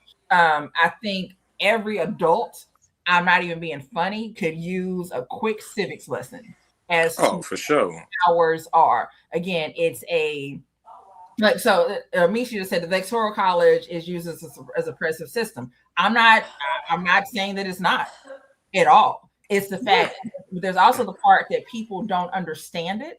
And there's also part of that, again, people not understanding what the Electoral College is, the importance of their vote outside of national elections, and just the general, the most do you live in a municipality? Who is the mayor of your municipality? Right. We don't say municipalities everywhere, so counties in some areas. Right, counties. I mean, not even. They don't know. They don't. They be like, "What's it's real talk." Like, I mean, not even that far. Like, what is the qualifications for this imaginary person that votes for the Electoral College? How do they even pick the person who votes for your state? So wait, solidify I have for the all Electoral of College. All of those things on my podcast. Sorry, Stacey, hold on. So I have my 8th grade history teacher on one of the episodes of Whiskey Sour. I will gladly send it to you. So we talk about the ins and outs of the Electoral College, how it comes into play, voting in general. So I will send it to you, so we can do the nitty gritty of that. Because we've been here for a while, and I want to keep it rolling. Shout out to everybody that passed the Constitution test. Well, we can, as somebody, again, I'm deputized in several counties here in Dallas to be able to register people to vote. I'm more than happy to do. Actually, the funny thing is, this is how bad my house is, because I have this thing right here that says, "Are you registered to vote?" I don't know if you can see it. Are you ready? And it talks about the voter ID. So this is just sitting next to me. So it's something that I'm passionate about. Again, I don't care who. I care who you vote for, but I care more about the fact that you know that you can do it. But blah, blah, blah, bluey, because of so much misinformation that is out there that is publicly available at your fingertips. We have a lot. There's more work to do, I feel like, now than there was before, when everything was grassroots. Man, I'm gonna keep it. I'm gonna keep it a buck, Daryl. You know what I'm saying? Like, my sucker of the year, man. Hold on. We gotta play it. Hold on. Oh, I thought we played it. Nope. Yeah. Sucker of the Year award. Some people win this. We have mentioned a lot of people that are up for contention. Cornelius, you wanted to go first. Who is? I know, because he's been itching. I mean, he's ready. He ready. He joined tonight to be able to. For this moment. Hey man, I done fell down a rabbit hole, so I may go off the hinge on this one, and I apologize ahead of time for it. But the sucker of the year got to be Charlie Kirk. The scene is so befitting. The scene is so befitting on why he is sucker of the year, because he's probably in here right now asking that same question to them same people at Turning Point. I call it Tapussa at Tapussa, trying to figure out who knew what happened, when, where, and why. Your wife out here lying, talking about she ain't never been married, but now her ex-boyfriend is the national spokesperson for Tapussa. She went in a whole different direction. Everything that you said, bro, has came and got you shot. You debated college kids. You never went on the national scale. You even went to Oxford and got 8. Your wife didn't even have a funeral for you. You ain't even buried in the ground. You in somebody funeral home right now, still trying to figure out where they at for you. But now they out there promoting you. Your wife got your wife out here on a promotional scene with Nicki Minaj, out here with Donald Trump, got her rubbing the back of the head of JD Vance, trying to set that up, man. Yes, bro. This is what sucker stuff gets you. If you in the comments, this is what sucker stuff gets you. You end up like Charlie Kirk.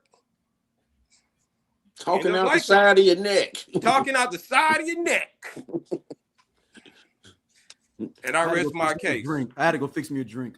Yeah, I didn't know who Charlie Kirk was. I heard everything you said. Till you got shot. My mug is almost empty. I got nothing for this. I sucker of the year, man. This is what suckers think. Listen very carefully. As much as I talk shit, this might be the podcast that gets us shut down. So in the event that this happens, it has been an amazing 5 years, and I love all of you. Tapussa is coming. Thank you so much for tuning in to our 90s music. Thank you so much. I appreciate you. You got your black homegirl out here telling all kind of stories. You got, hey, come on, man. Let's just keep it a buck, man. You got your black homegirl out. You got your black homegirl out here telling all kinds Like of I said, stuff. what's weird about the whole thing to me is simply that it was hundreds of kids there. It was unfortunate. And nobody was interviewed. I think that's weird. I am voting to vote Michi off the island, who said, then your wife goes on the Cowboy Carter Grieving Eras tour. I'm not today. Not a Cowboy Carter Eras tour. That blended so many genres and so much of the country at once. I shan't stand for it. Okay. I thought they got me. I thought they got me real quick. Oh shit! Wow. Oh man. I mean, I'm just keeping it a beam, man. You know, hey man, hey, suckers. This what sucker shit get you, man. I'm just being honest. I hate to say it. I don't wish that on nobody, but the way things have happened and transpired. Hold on. Then youngest PA said, "Your wife out here drawing the vice president." Thank you. Come There's on, a man. lot that is happening. The comments are not incorrect, and I just look, y'all. Even if y'all disagree or not, comment section, y'all been great. Shout out to the comment section. Thank you so much for joining us today. I am not a white woman, Pizza Hut, although I play one on television. Hey, they said, is that a Pizza Hut cup you got? And I immediately looked at his cup and I was like, huh. It is. I didn't see. And at first I was like, oh, it must be that dark burgundy, you know, that little textured cup. And then I said, oh no, this nigga really got a Pizza Hut cup. Okay. No, I love that. I love having random pieces of things to show during a show to see if anyone notices it. Why are you paying attention to my cup? Why you ain't paying attention to the knowledge? They don't care about none of that matters. No, and I just happen to look. What you're stating has nothing to do with any of this. Hey, I'm just gonna tell you. Someone called out that you were apparently picking your nose earlier, and I missed all of that. I was like, I didn't pick my nose. They said that you were digging for the gold. So again, what we talk about does not matter. For the women, what they care about is how we look. And then for the men, they're just looking to see what y'all doing. So at one point they stated that y'all were not even paying attention to us. Y'all were watching the game. I don't even know what game it was on. It's Tuesday. It is too. So and then here's goes my boy brain of being like, but it's Tuesday. What the fuck game are they talking about? It's not Monday Night Football. What the fuck are they talking about? They don't have fucking games on. Simp ass nigga, ain't no fucking games on. So now I'm getting angry. Like ain't no like that so, is okay. So your sucker of the year, Stacey, who do you have? Clarissa Shields. Oh, damn, that may be just as good. Oh, okay. Go. Okay. All right. It definitely is. Okay. I don't know who told her she fine, but she ain't. Clarissa Shields. Damn. Has the same Jerry curl in her high school photos that Johnny Gill had in Any Heartbreak. Look it up. Same shirt, same hair. Okay. The other day she made a post talking about how she when she wears her hair straight, that means it's a wig, and when it's curly, it's not a wig. Well, it looked like a wig that she had on that day. And if the curly pictures of her wearing her hair, or the pictures of her wearing her hair straight or a wig, I have a lot of questions. Also, it's you got your shot to the Any Heartbreak. I got one, but it's not a clear one of the Any Heartbreak video. The part you would need for your head. I promise, if you type in the two of their names, it should pop up because I think I made a GIF. I think I made a graphic about it earlier this year because that's how horrible I am. I'm not a good person. I've never said that I was.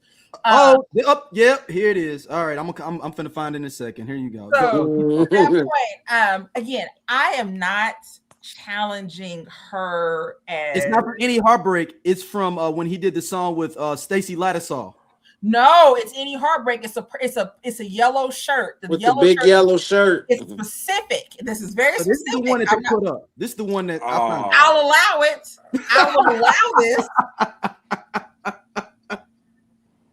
I will allow this. She look like she run fast. But please know, she look like she run fast. She ran for Gateway track in the 90s. Right. Ain't nobody seeing shit. So she ran Like she run fast. Gateway. She the anchor leg. She the anchor leg. Let me see if I can find the other one you're talking about. Oh shit, this is the best time in my life that I've ever had while I was under the influence and had to talk to people. Oh, okay. Is this the hold on? This the one you talking about? Maybe here, Stacy. Oh shit. Hold on. Everybody Is this the one you talking about? Oh, that's not it. bad. But again, Dang, you making allow it worse. Not it. That's not the one. But so again, all of this. Keep going. All of this to say. So Clarissa Shields, as far as her boxing career, I have nothing to state in regards to that. You did what the fuck you did. You came out. You did what the fuck you had to do. That's just that, right? You got them hands. You got them fucking hands. There's also the level of me that looks at you and says, well, yeah, of course you had to fight.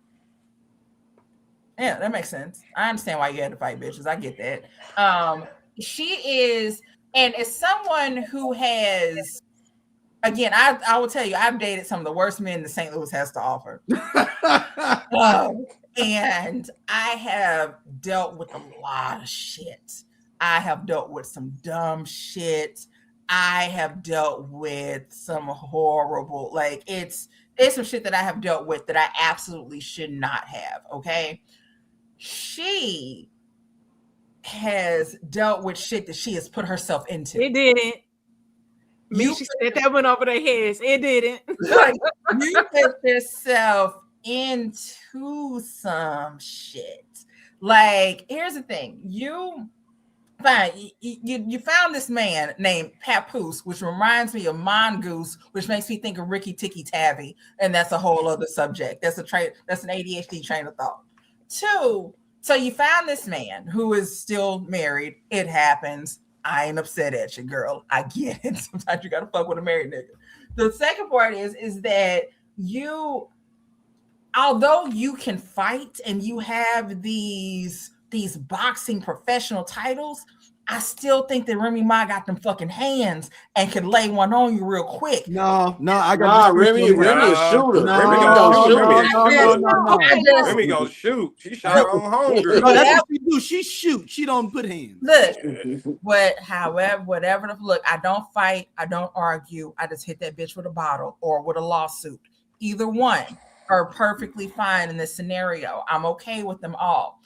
Clarissa is the epitome of, I finally got me a man. And she is going to let everyone know. Okay, Shantae Moore. Shantae's got a man. A man, baby. And I don't care if this man used to be married. I don't care if this man is still married. I have planned out our entire life, and I'm going to get online every day and tell y'all about me and this man that I technically don't still have. So it's giving, it really is, I finally got a boyfriend. It is absolutely given, I am a tomboy who landed her guy. And I get it. I do. If you were somebody who was a tomboy or still is a tomboy, and sometimes it is hard to be feminine and to attract someone else, I totally fucking get it. I got it. I don't know what the fuck this is, and I wanted to stop. You missed a key element in all of this when you was talking about Papoose reminds you of the word mongoose, and then it takes you somewhere else. But then you forgot to say that Papoose actually looks like a mongoose. Does. And so Ricky Tabby, who has delivered us who? Look it up, kids. Look it up. I think the other thing that's also Papoose, what are you doing? Like, what are you doing? I can't even name 3 Papoose songs. None of us can. And the song that I know Papoose to be on, and he always featured. And it's all I know is that nigga be rapping. Yeah, that nigga be rapping. Nigga's name is Papoose. But also, so you are absolutely correct. It's giving that I finally got a man, and I want to show him off to the world, even though he's married. And we know that this ultimately, but Remy doing the same shit though. That's another hand-in-hand thing. Remy doing the same shit. She fucking one of her employees. The battle rapper. Yeah. Okay. So here's a question. Here's my question: is said employee online? That we just called him an employee. is said employee online consistently discussing his relationship? Is he? He talking. I don't know the answer to that question. No. I mean, he's not. I would say out of everybody, it is more so on the Clarissa Shields Papoose side that they've been more vocal, and then apparently, allegedly, we're gonna say allegedly, how the rumors surrounding Remy cheating were started by Papoose, and this was because Remy no longer wanted Papoose to manage her. So this is where all of this allegedly. He knocked out that nigga Easy, the black captain, a while ago. No. But I don't know about that one. No. This is allegedly how. Did someone get knocked out just for a plot? No, but here's the thing. It's kind of one of those situations where maybe she did say this to him. I'm not saying this. Still Michi, stop. You know, that's what I saw. Michi, get out of the chat. Michi said look. So okay, we got Papoose. I mean, might as well Papoose and Clarissa Shields. We have down at the bottom, Cornelia said Charlie Kirk. Yep. Daryl, who do you have? This is an encompassing of everything of this year, because we didn't give out an award to someone. I want to give them You That Nigga award to Kendrick Lamar on the side. That's aside. That's an aside. But in the other side of this, for Sucker of the Year, I'm giving the whole Young Money Sucker of the Year award. Okay. Who's left? Nicki. No, I'm talking about just the conglomerate. Nicki, Drake. I'm like, who's the Young Money? You mad at Jay Mills? What did Jay Mills do to you? Look. We had Drake putting out lawsuits this year. He lucky he didn't get any other awards this year, but I didn't forget I put them all together in one bowl for me. All the Young Money. Lil Wayne be rocking with Trump, doing his shake and bake with him because he got him out of jail. Got him out. Look at Nicki. If you told me Mac Maine was doing something too, I'd believe it. Meek, who'd you say? Jay Mills, he probably down too. Don't forget Versus. They kicked out with Tyga. They kicked out Tyga because he didn't want to be down. That's the way I look at it. Don't forget they lost verses too. And they lost verses. Yeah. The Master P dancing. No, that's I'm gonna split Cash Money from Young Money. I'm gonna just Young Money. Oh yeah, it is Wayne and them too. Young Money wasn't available for the verses. They was down the street. But I'm saying, think about it, man. Drake did a lawsuit on a diss track this year, man. Yeah. He tried to do it the black way, and it didn't work. So then he tried to do it the white way, and it didn't work. So now I don't know which way he's going the next way. I don't know how he's coming next. So he moved back to Houston. He moved back to Houston. He's doing his new album, The Iceman. It should be coming soon. He rapping with all them London dudes. No. And then he gonna say London got the best rappers. Yeah, he rapping with all them dudes from over in London. He is searching for a new home, and hopefully he will find his forever home. And he tried to jock Smino style. Mm-hmm. And we lit him up for that. Yeah. With the barrettes. With the hair. The whole fit, the whole look. He listen, shout out to you, Smino. Shout out to you. St. Louis, stand up. Yes, because Nirvana is that album, my nigga. Like, I love that album. But no, y'all don't feel me that Young Money. Oh, wait, fuck with you on that. Look at Nicki Minaj out here. And look, Drake, y'all know he on that mega train. He be hanging out with them cats. He's like he's mega adjacent, or he's right there. He just smart enough not to say nothing.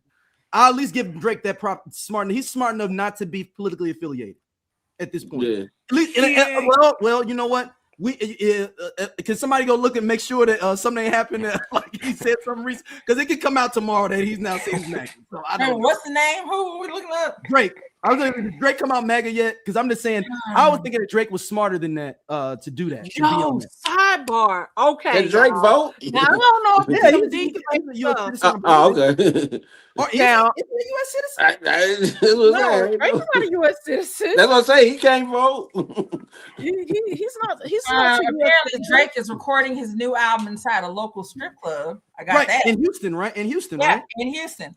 Yeah. So that's just insane. Like, you should be able to Google yourself, but at the same time, you shouldn't be able to Google yourself. Does that make any sense? Like, I think it's okay if you Google yourself one day and there's nothing about you. Like, it's okay. Except your LinkedIn. Man, he trying to bring the old thing back. It ain't the same Houston he was recording in 10 years ago. I can tell you that right now. Okay, so is he not calling? I'm sorry. Is he not naming the album Iceman? Because I thought that was the name, and it's coming out in a couple weeks. That's what he's finishing up recording. Iceman. I was dropping in a couple weeks. Right. Everything you need to know about Fake Mink, what everyone from Frank Ocean to Drake is co-signing him. So there's some guy named Fake Mink who they're doing something with right now. I don't know what a fake mink is, and last time a fake mink to me is something that sheds. Hip hop is dead. Like, that's what that means. Not dead. It's hip hop's not dead. It's just reorganizing. All right. Yeah, we in a reset mode. Yeah. It's getting, as pale as I am, this is getting so light skinned for me that I just gonna have to go ahead and back up. Hey, the most thing I'm looking for in 2026 is Neo Soul album. I'm waiting for Jill Scott. I'm not waiting for no Drake. I've been waiting. I'm waiting on Jill Scott. I ain't waiting for ain't a hip hop album coming out next year. I heard of. I'm like, man, I just can't wait till that drop. Man. I have decided that I'm done with you, black folks. I got to figure out what new race that I'm going to follow. It's looking real Samoan over here. Girl, you too light skinned to be Samoan. I can follow them though, but I can still. You can join the WWE, man. They all on WWE. All the Rock and his cousin. I will go outside. All right, bit of sun. So we got Cash Money, Charlie Kirk, and Stacey. No, not Cash Money, Young Money. Young Money. So honestly, because they be on the same. Now, I mean, I could say Cash Money, but I don't. If Birdman came out as MAGA, would y'all be surprised? They do all the same dumb shit. So we got Charlie Kirk, Cash Money, and then you said Stacey. Hold on, I don't know. What did I say? Hold on, I'm gonna add to Daryl's stuff because I'm gonna say Birdman, because didn't Tony Braxton get him out of some money? Yeah, sure did. After the divorce. After 30 days. They got back with her. They back together again now. Oh, okay, never mind. No, but she got the money and they got back with him. So did you see it? So Stacey, you have been divorced multiple times from people. If you take the money from him in divorce and then get back with him, do you have to send the money back? Stacey, we can have this conversation together. Listen, we had this conversation together, Stacey. I've been right with you. I'm not returning anything. Okay. So Tony did a great hustle, you saying basically. It is. Look, I lost my crock pot in my last divorce. Okay. You see me over here crying about it? No. Okay. I'm not. You know why? Because I got a computer monitor behind me that I won in the divorce. You gotta balance shit out. That's just how it goes. Like, so you just gotta, you can't deal with it. Oh, wait a minute. I got another sucker of the year. Wait. Okay. Before you do yours, I'm gonna just say real quick. Please do yours. Sucker of the year is anybody that is still affiliated and fighting for Tory Lanez, including Tory Lanez himself. Ooh. Now you just have Milagro that just lost the defamation lawsuit, and Tory Lanez is still hollering from the top of the jail that he is innocent. And like we spoke about here before, if you are innocent, you need to file an appeal. You need to tell your lawyers. And at this point, like you said, Daryl, his attorneys know that he is an easy cash grab. So they just keep billing him and taking his money. Bill them hours, baby. They are billing hours. And so at this point, we should not be having conversations about this man. regarding anything else. And somebody said Tory gonna turn Muslim. That's what happened to all the niggas for the most part when they go to jail. So we know the bait and switch every time. He either gonna be that or Israelite. Well, we know the bait and switch when it comes to a lot of that stuff anyway. But anybody that is following this man, it's wild. And like I at this point, like, and we talked about potential different theories that could have happened if, you know, Meg's back was allegedly turned or whatever. But what she did say, him saying dance bitch, people do a lot of shit when you intoxicated. So who knows? The phone call. But that's what I keep telling everybody. It's the phone y'all call. can say that, but I am with you, Cornelius. I said, for me, it is the phone call. It's the phone call. Who gets on the phone? Who gets on the phone? Confirm for me really quickly. How tall is Tory? 5'2". I was gonna say like 4'7". How tall is Meg? Shit, like 5'7", 5'. You got me fucked up. There are children who I have kicked that were shorter than they were 2 years old. Absolutely fucking not. No, absolutely not. One, and I'm sorry, you can say what the fuck you want to say. Stacey, this is why you single. I'm not dating a man who is shorter than my youngest niece. Okay? Like, I'm not. I'm sorry. I'll be single for the rest of my fucking life. Ain't no 5'2" nigga climbing on my back. 1, 2. Somebody said not too loud though in the comments. Oh no. And 2. Again, dated. Look, you gonna have to shoot me. Are you fucking shitting me? You have to. Like that's the only way you're gonna get me, because there's no fucking way. I have shoes that weigh more than you do. Meg is 5'10". So somebody brought it up. Meg is 5'10". Michi did. You got me. I'm 5'9". Meg is 5'11". I'm saying I'm 5'9". I'm 5'9", and we're talking about how she almost 6 feet. And I'm 5'9". I'm 6 feet with heels. How many? 5'2" ass nigga. You gonna have to shoot me. You have to. I'm just gonna get back to the phone call. We didn't. How many street shows have been from The Wire to New York Undercover to New Jack City to Menace to Society to Boys in the Hood? You know, when you in jail, they are recording the conversation. Yep. So why would you get on the phone conversation? Yeah, I said the same thing. I done lost my mind. I made a mistake. I just need you to get me out of here. That's a confession. That's a confession, bro. And that's how I feel. It's the phone call. I'm like, y'all can say what y'all want to say.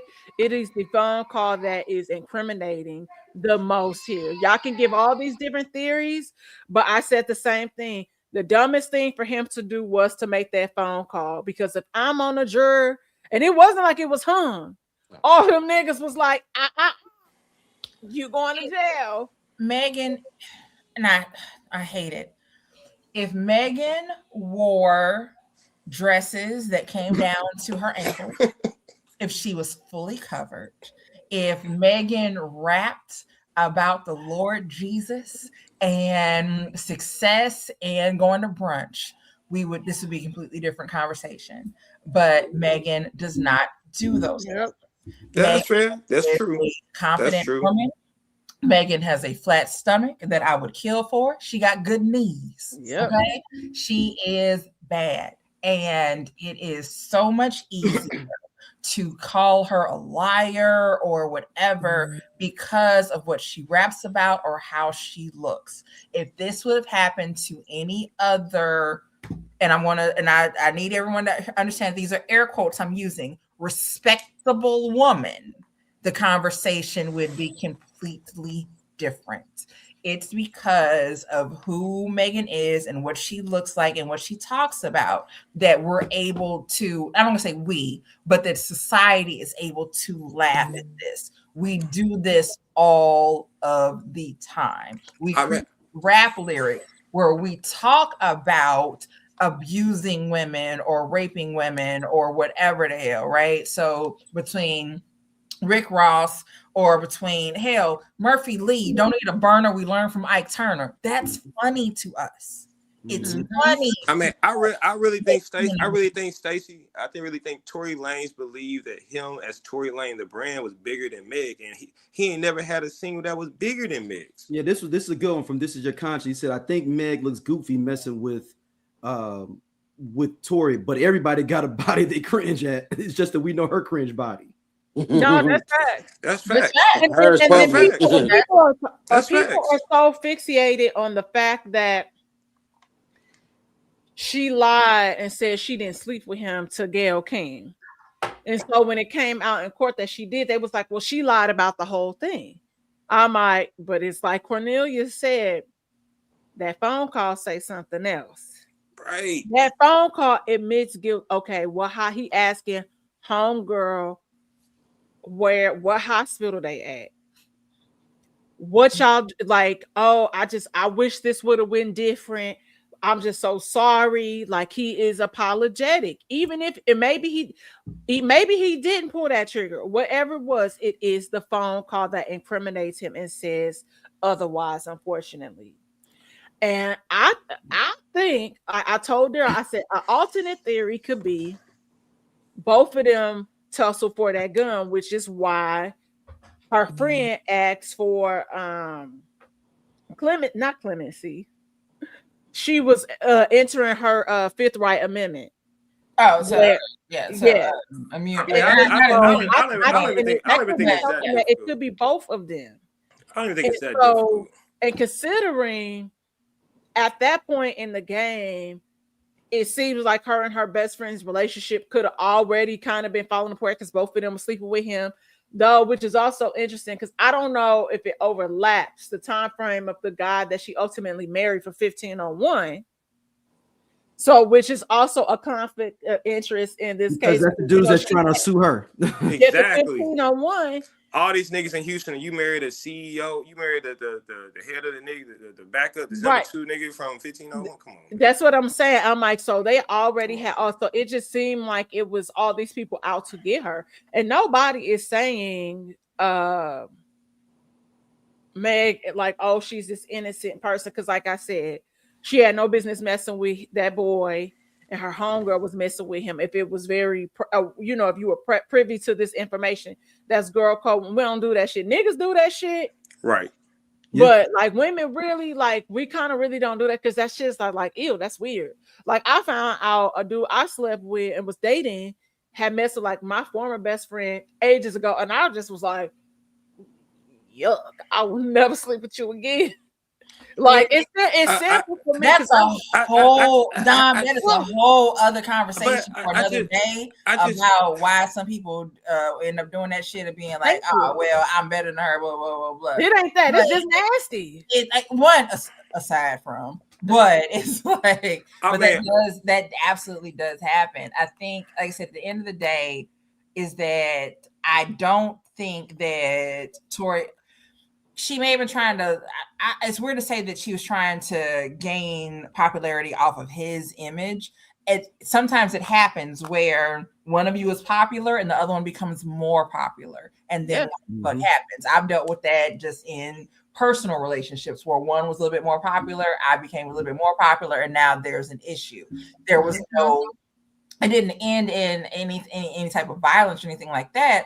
But that is some shit that it can happen. There are men who can be jealous of women for whatever reason. Like, it can absolutely happen. I just hate that this is what we remember about her. I don't even like down here in Houston, man. Nobody even really talk about it. You know what I'm saying? Houston. What I'm saying is this. Is that I think long term, it's kind of like the Rihanna and Chris Brown situation. Like, it's more stuck on Chris than it is Rihanna. You know what I'm saying? Like, when you think of Rihanna, you don't even think about the Chris Brown situation. You know what I'm saying? Like, with Megan, people don't really like. I mean, at least here locally, we don't even think about that situation. It's just like Meg doing her thing. Where it's like Tory Lanez, I guess because he went to jail. And like I said, I think he thought that his name, because he was out longer than her, like, I can do what I want to do, and it's just going to get swept under the rug because she a new star. She may fade tomorrow, but I've been here. And it just didn't happen that way. I mean, You're I not hate that. wrong. I don't think you're wrong. And we've talked about the Chris Brown Rihanna situation, about how we can play the game of they were teenagers at the time. We can play that game, right? We can do that. We can say at the time they were teenagers, and this is something that happened. His frontal cortex or frontal lobe wasn't developed, whatever the hell it is we want to say, right? However, what happened afterwards? What have you done in the years since? So if an incident, and I'm throwing out a date because I don't remember the specific date, but an incident happened in 2008. Okay, all right. What have you done since 2008? Have you completely changed who you are as a person? Do you know, are you, and I don't even want to say an advocate. I'm not saying you have to do community service, but are you no longer that same person? Do you look at things differently now? Or are you the same motherfucker that was in 2008, but now you're just older?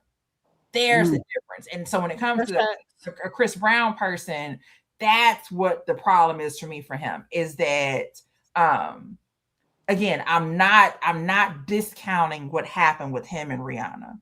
My question is, you have to remember, what has he done since then? And that's why that still lays in everyone's head, is because who you have become since that day has not necessarily changed you. If anything, you're showing more and more and more of who you are, and it's not the good guy. Yeah, no, and I think that here lies something kind of interesting, is that we all want to move on from it. Meg wants to move on from it, but it keeps becoming a thing because someone is harassing her or defaming her, which rightfully so. I can sue you for libel and defamation of character. We are now a year removed from the verdict. She's in a healthy, happy relationship, but this is simply still a thing because people are doing too much and not enough at the same time. So at some point, I think probably in the next year or two, we will probably no longer be talking about this unless there is another case, unless his appeal is entered and there's another court date that comes along with this. Because I think Meg does want to put this behind her and doesn't want this to be her legacy. Because let me tell you something. Meg delivered one of the hottest bars. Actually, it's at an intro on one of her freestyles. She said, if they say ain't the baddest, then the motherfuckers lie. How you riding on a nigga who be asking for a ride? Like, come on. So I think we want to move on. She wants to move on from it, but I think ultimately that lies in the hands, unfortunately, of these idiots online. Like, and so she's gonna have to curate a space where it is, you know, only certain people could comment on stuff. Her Twitter is the same thing. Only certain people can respond. That doesn't limit people from saying certain things, but at least what she's seeing, unless she actively goes and search for it. And I would say to her, as a fellow Aquarian, she's also February Aquarius like Daryl and I might at some point you gotta respond differently and not say, I'm not saying, oh, let shit be water on the bridge and let niggas talk shit. You did right by suing that girl. Like, I'm all about hitting people in their pockets, but it's also curating the space that is safe and healthy for you. Because I know we all understand the mental toll that this has taken on you. Scott, you got the last one, man, for Sucker of the Year. Who do you have? Wow, the head coach from Michigan. I don't know. Yeah, old boy. Old boy. Hey, that dude lost a 8-figure job in moments, and then messed up his idea. Because if he just got fired, he could have probably maybe want to be an assistant coach somewhere, build himself back up. He decided, let the crash out commence. Fuck it. Yeah. So I don't. One of the things that people may not realize, me and Don talked about on our show, he had the opportunity just to transfer her. They said, "Hey, we know this is going on. You can either fire or transfer to another department." He was like, fuck it, let's fire her. And that's when she dropped dime. Yep. Fire me. I'm telling everybody's. But why wouldn't you think that she would tell everything if you fired her? And even if she got transferred, she was still gonna tell. Yeah. But no, he brought a good point. He said when a nigga cheating on his wife, he tried to just do scorched earth policy and just be like, everything gotta go. Transfer. So Dom, I feel like the transfer could have worked, but it's aside from the lateral transfer, I'm gonna need some double salary. I'm gonna need some relocation money. I need to be relocated, and I need to be set up in my new place. Because if I'm gonna be the mistress, if I'm gonna be the side chick, I need to be taken care of. That's what it is. There are agreements that are put in place with every side chickery agreement. Okay, there are agreements that are put in place. So what's the agreement? Is the agreement that you're going to take care of me and make sure that I got somewhere to live? Is the agreement you're going to make sure I always got a job? Is the agreement that you're going to make sure that I always got lunch? Whatever that is, you got to abide by the side chickery rules. And when those side chickery, and when those rules are broken, or when there is a chink in the armor, and I think I'm not supposed to say that on TV anymore, but when that happens, there's guess who's about to tell everything? I'm about to tell all of my shit. You told me that this year we got to spend Christmas Eve together. We didn't. Guess what's gonna happen on Christmas Day? Guess what's gonna happen on Christmas Day? The Kim Possible, she gonna fall. Because I ain't got shit to fucking lose at this point. I'm already in side chick territory. I've already essentially possibly received everything that I'm going to receive. And now this is what's going to happen. Oh, the book of side chickery completely states that I am at a point where I am able to go wild. I can do whatever the fuck I want to do. And it is your job to bring me back in. That could be jewelry. It could be a car. It could be a new apartment. That is something else. So that's when people talk about polyamory and side chicks and all this shit. And my granddaddy, he had 3 women on the side, and he took care of all 3 of them. Yep, he did. He took care of all 3 of those extra women that you found out about at your granddaddy's funeral. That's why that nigga worked until he was 85. Every day.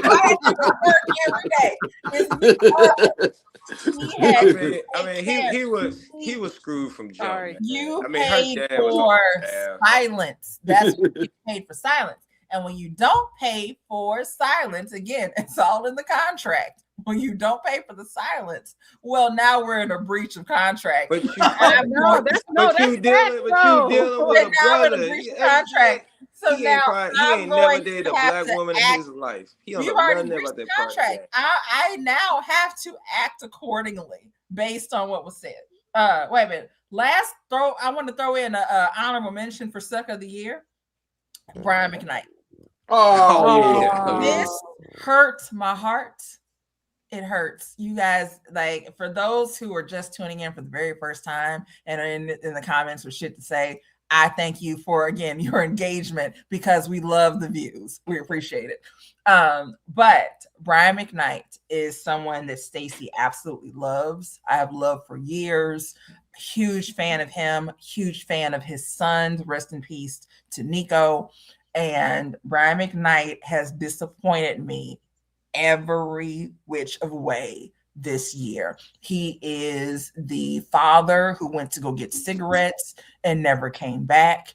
Damn, yeah, I didn't thought about that. Like, everything, like with those narratives that are on Facebook about, well, your mama turned me against you. No. It was you. It was you who did it. Like I said, where a mother did change it, so that they did that. But this one is definitely not. Let me backtrack that. This is not to say that there are not mothers out there who turn their children against their fathers. This ain't that. This is a man who sang us wonderful, wonderful melodies and who turned out to be dog fucking trash. And he continues to show it more and more. Every time you, I don't even say try to give him a benefit of the doubt. Every time you just want to hear, let me just hear the whole story. Let me just hear everything that happened so that I can make an assumption or make a judgment. No, it's him. Yeah. It's him. He's a lost soul. Like, he has to answer to God on Judgment Day, and that's how I look at it. But like I said, he's been lost ever since he tried to tell women and people. Show you how that thing work. How that pussy work. I'm like, who? Okay. And I'm such a fan, Dom. That no, he can sing. He's got great songs. I let that go. I attribute it to it's the pandemic and we're all at home going crazy. Nope, it ain't that. We're bored as shit. It's okay. We'll be fine. That was Stacey. That was my denial, and I own that. And you know, maybe his kids are tripping. You start thinking like maybe it wasn't even about the kids. It was definitely me. It was absolutely the song. It was absolutely the song of like, okay, he's at home, he is bored, he don't have shit else to do. He decided to write a song and post it. It didn't go off the way that he thought that. No, but that was way before the pandemic. That was way before that. When did he tell us from my face there, girl? Yeah, that was like 2010. Yeah, that was a long time ago. In my mind, it was 2020. Let me have that. 2020. That's when he first started beefing with his kids, though. Let me have that. It was the pandemic. It resurfaced around 2020. But yeah, him and his children is a situation. Peacemaker 83086. I'm not yelling. I just have great speakers. Turn down your phone. So, but and somebody's talking stuck in the 90s. Well, this is a show about the 90s. It's called I only listen to the 90s music. So yes, we do speak about the 90s a lot, as that is the premise of our show. Welcome. Thank you for sharing. But yeah, so Ryan McKnight is again, since the last 2 years, he has proven time and time again that he cannot be trusted, that this is not just a misquote of some sort, that Faith in Things. It was before this, but I get where you're coming from, Faith in Things, but we had already been clocking him for a minute. We have been through, we have seen all of the shit. And you know, because this started with him, Stacey, with us, particularly on our show, a little bit over a year ago, right? Yeah, it was over a year ago that all this started. And it is, like I said, it absolutely, Stacey really is a Brian McKnight fan. I was a fan of him. I was a fan of him and his sons and the songs that they did together. My dream was to be able to see him perform live with his sons. And well, y'all, that ain't happening. That's not happening. Again, rest in peace to Nico, which was the younger son. His son Brian McKnight, the original Brian McKnight Jr. Brian McKnight Jr. Part 1. Right. He has a daughter, Brianna, from a previous marriage previous relationship before the other kids, which is very interesting. But we're not going to go down Stacey's Brian McKnight wheel right now. But he sucked of the year because you are a fucking idiot. You have, aside from ruining your career, just the idea of you being this Black man that came from a good family. Again, like his family is not, and it's weird to say that just because they're gospel that they were whatever, but again, his cousins would take 6, right? So you come from this family, you have these children, you're out touring with them, and then you divorce your wife. It happens. We're not digging all into that, but then you create a new instant family. You find a whole new wife, and you end up with a new child that you have named Brian McKnight Jr., not to be confused with the first version of him. It's just, why? And then you go and tell everyone that your children are products of sin. And then you do another interview stating that your first child was born out of wedlock. And that is why you call them products of sin. However, your next child was born in wedlock. It's just, you've got to fucking stop.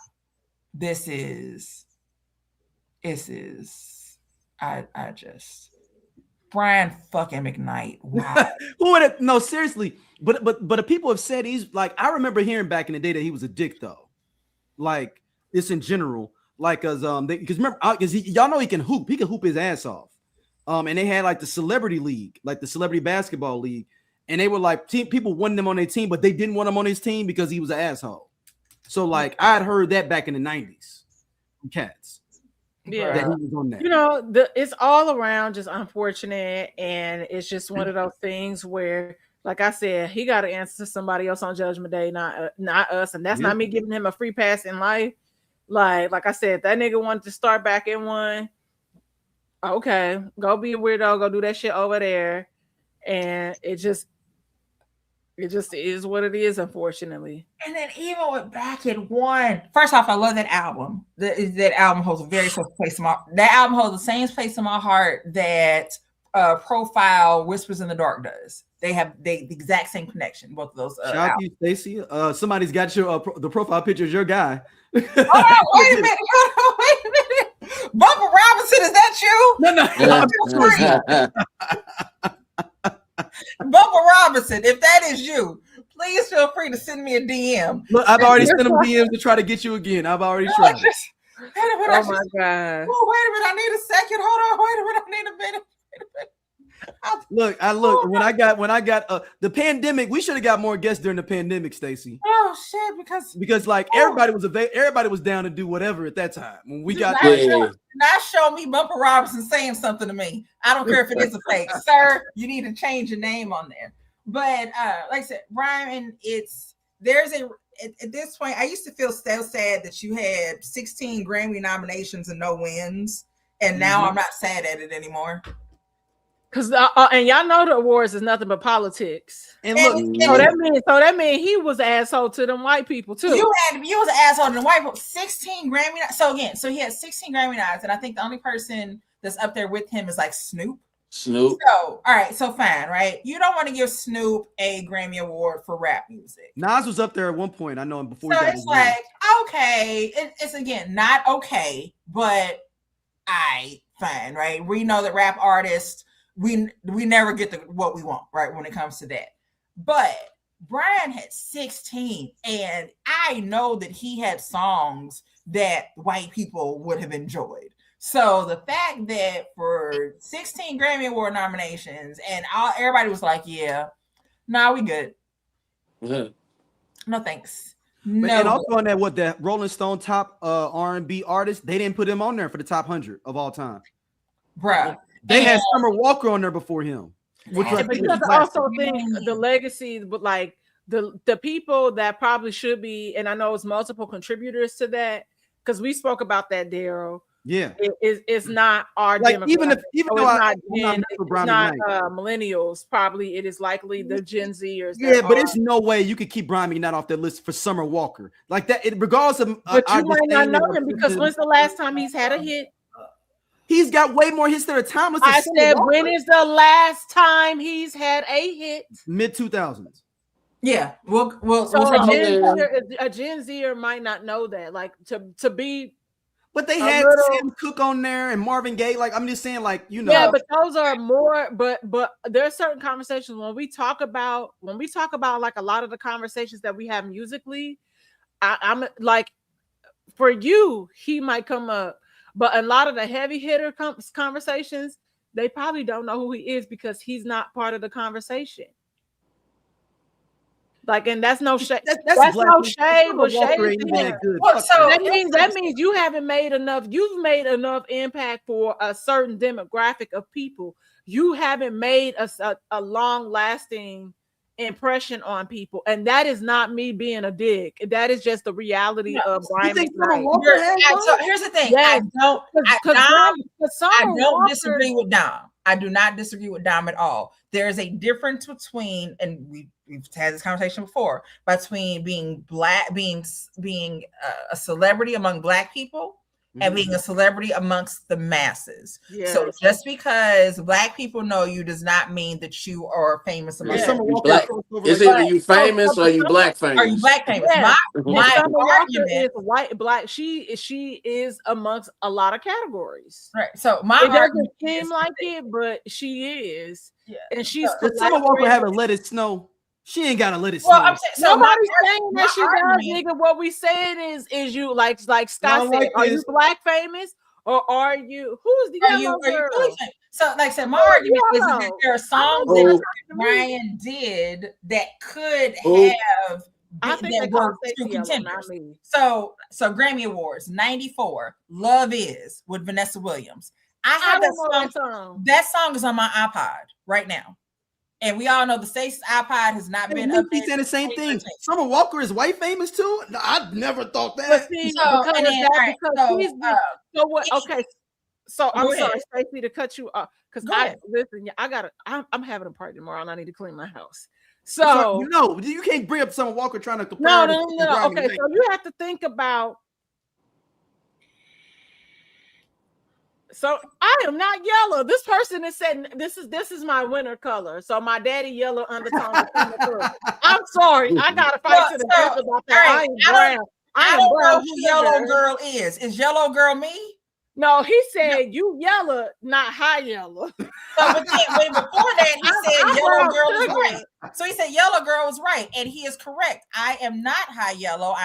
He's talking to me because I asked the question. Yes, I said something. I'm like, wait a second.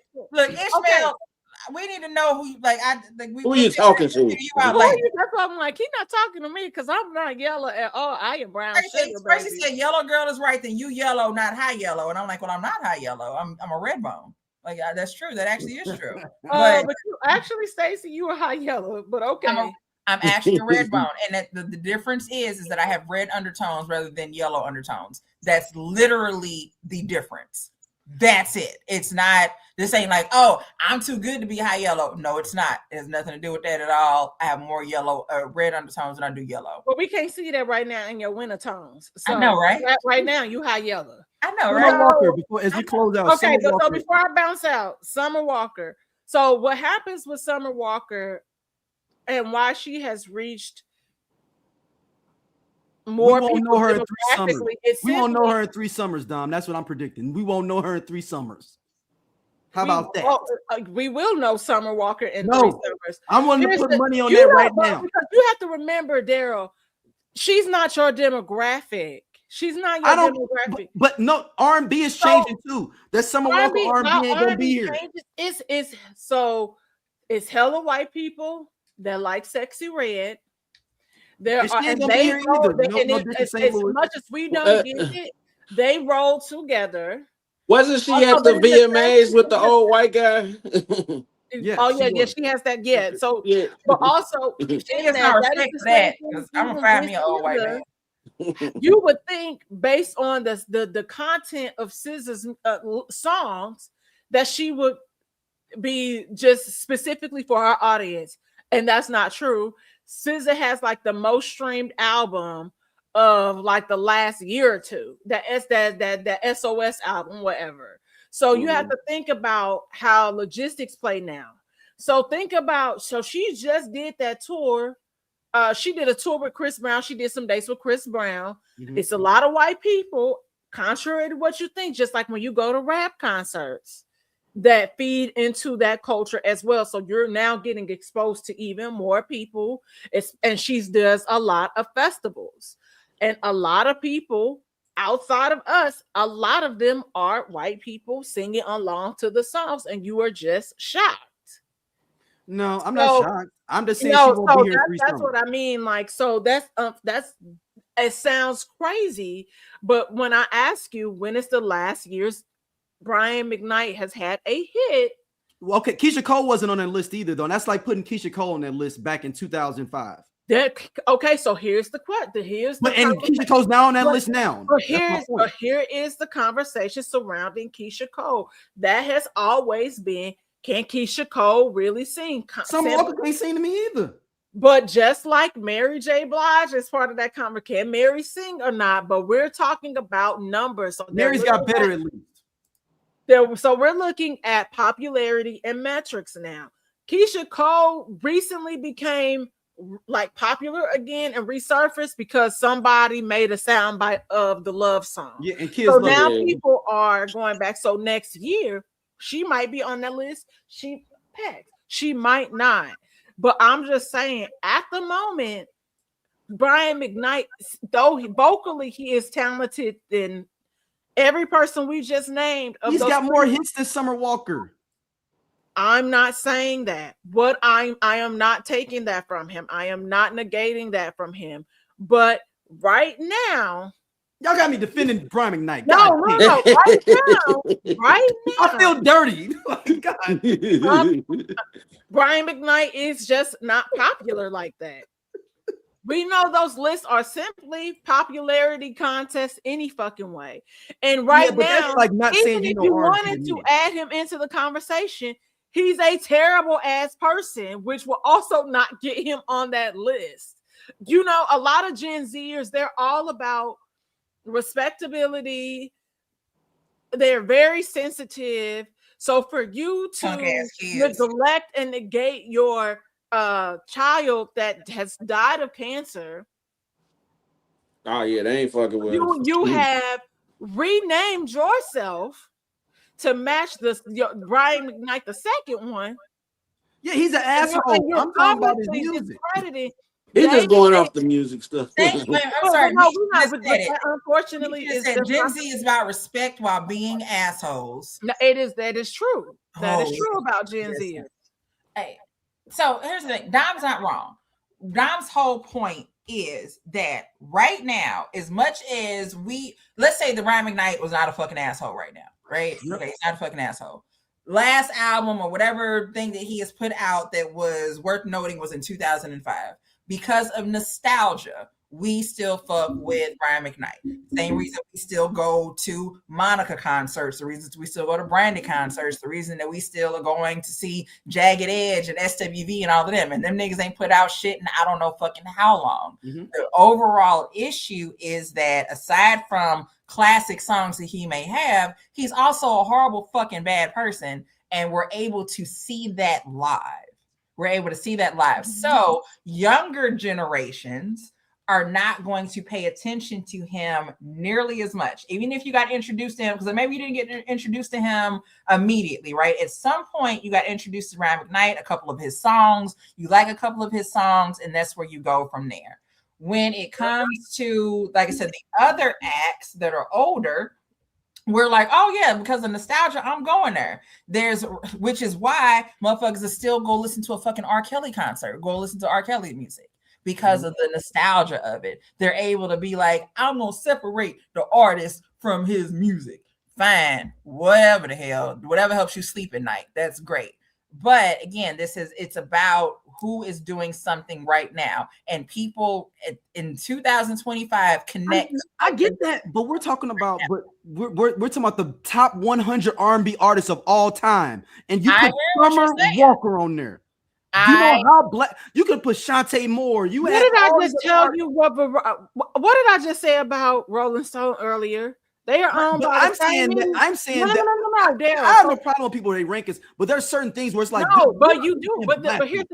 But what I'm saying is it holds no validity. We're talking about popularity at the moment or whatever, and you can add all these other people, but you have to also think about who do we know, and like old girl said, Gen Zs are people. They like we about respect, but we still assholes. So you're not gonna be on this list. And like I said, quite frankly, they might not know. But like again, Rolling Stones in their top movie list of 2025 didn't put fucking Sinners, and Sinners was like it's literally one of the only original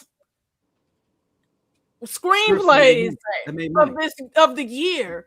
When Tony Baker pulled the entire list of like the top movies, literally top grossing films of this year, only one was an original screenplay. Only one. And they didn't include it. So, like I said, it's all about politicking. But this is why we always say it takes nothing to be a decent human fucking being. There we go. All right, Stacey, where can people hit you up at? Cash App. It is $1, and then it is Stacey with the E and Adams with the Z. As mentioned previously, I'm currently unemployed. I applied for unemployment on Saturday, and I applied for food stamps on Sunday. Oh shit! You should have did it the other way. What do you mean? I had to do it. I had to do it that way. No. Okay, so I don't know. Hold on, don't be out here giving. Okay. I said, when we get off, you can say it then. I'm in Texas. This is a whole different country that I live in. I live in a completely different country than everyone else. I live in Texas. It's a completely different country. So, as mentioned, feel free to send money to the $ Stacey Adams, Stacey with the E, Adams with the Z. I accept all denominations of funds. I am fully prepared. She takes euros. I am fully prepared to create a Cameo account, and if you would like, I will tell your friend happy birthday or cuss out your ex. It doesn't matter. It doesn't matter. The price is the same, no matter what. So go ahead. All right, Don, where can people hit you up at? You guys can find me at St. Angeles, wherever you social network. I have a podcast with Daryl called Everyone Needs an Aquarius. This is a collaboration live along with my personal podcast, Whiskey Sour Libations and Conversations, where I interview people every week, and it's about different topics and subjects. My current interview is with the lovely cast and producers of a short called El Llorón, where we explore grief through a comedic standpoint. And that's all I got for you. You can cash at me as well. I am currently teaching. My name is $. On my $, tender loving. It takes at least 4 weeks for unemployment to process my application. Quit trying to dig in. February. Come back early February and then try to get some money. So I too was laid off this year. So it's been, you know how that is. So we just pushing, we mashing the gas. So that's all I got here. So we surviving. Yeah, like when they say how yay doing, we surviving. So I'm gonna get my candle business back up and going. Shortly I will have a drop for Valentine's Day. All right, Scott, where can people hit you up at, man? Hit me up everywhere, Cool as Scott. Hit me in the group. But I want to plug a movie me and my son are in, Underneath Children of the Sun, directed by David Kirkman. It came out on Christmas Day. I'll shoot y'all the link. We in it like the first 10 minutes. We got a cameo in it. But it was shot like 4 years ago, so I look a little different. Congratulations. Appreciate it. And then just look out for me in the new year. I'm just I'm trying to be outside. I might be making a comeback to the group. Oh, okay. Group in January of this year. I've been gone almost a year. I might be making a comeback. You did a lot of spring cleaning up in there too. Me and Scott been on it. Look, Mama had left. Me and Scott was like, we was like, we gotta keep it going. No. Me and Scott was like, hey man, when Mama come home, we don't want her tripping out with it, and we ain't got to clean. So who let these boxes in here? Sophia's home, and there's gonna be some changes around here. That's all I'm saying. Sophia's up. There's some folks that's gonna. I'll make a comeback, but I'm walking in cleaning shit out. We just, your mama come in the house and start throwing away everything that was on the floor. You want this toy? I don't care what it shouldn't be on the floor. Shouldn't have been on the floor. I don't care if it's brand new. I don't care if I just bought it last week. It's just going in the trash, and that's what we are. All right, well, thank y'all for listening as always, man. Appreciate everybody that's been in this chat, man. Y'all been gracious, man. Besides y'all being some dickheads, but other than that, y'all been good though, man. And this was fun. And just lock in with everybody on the podcast, and we will see y'all soon. Peace.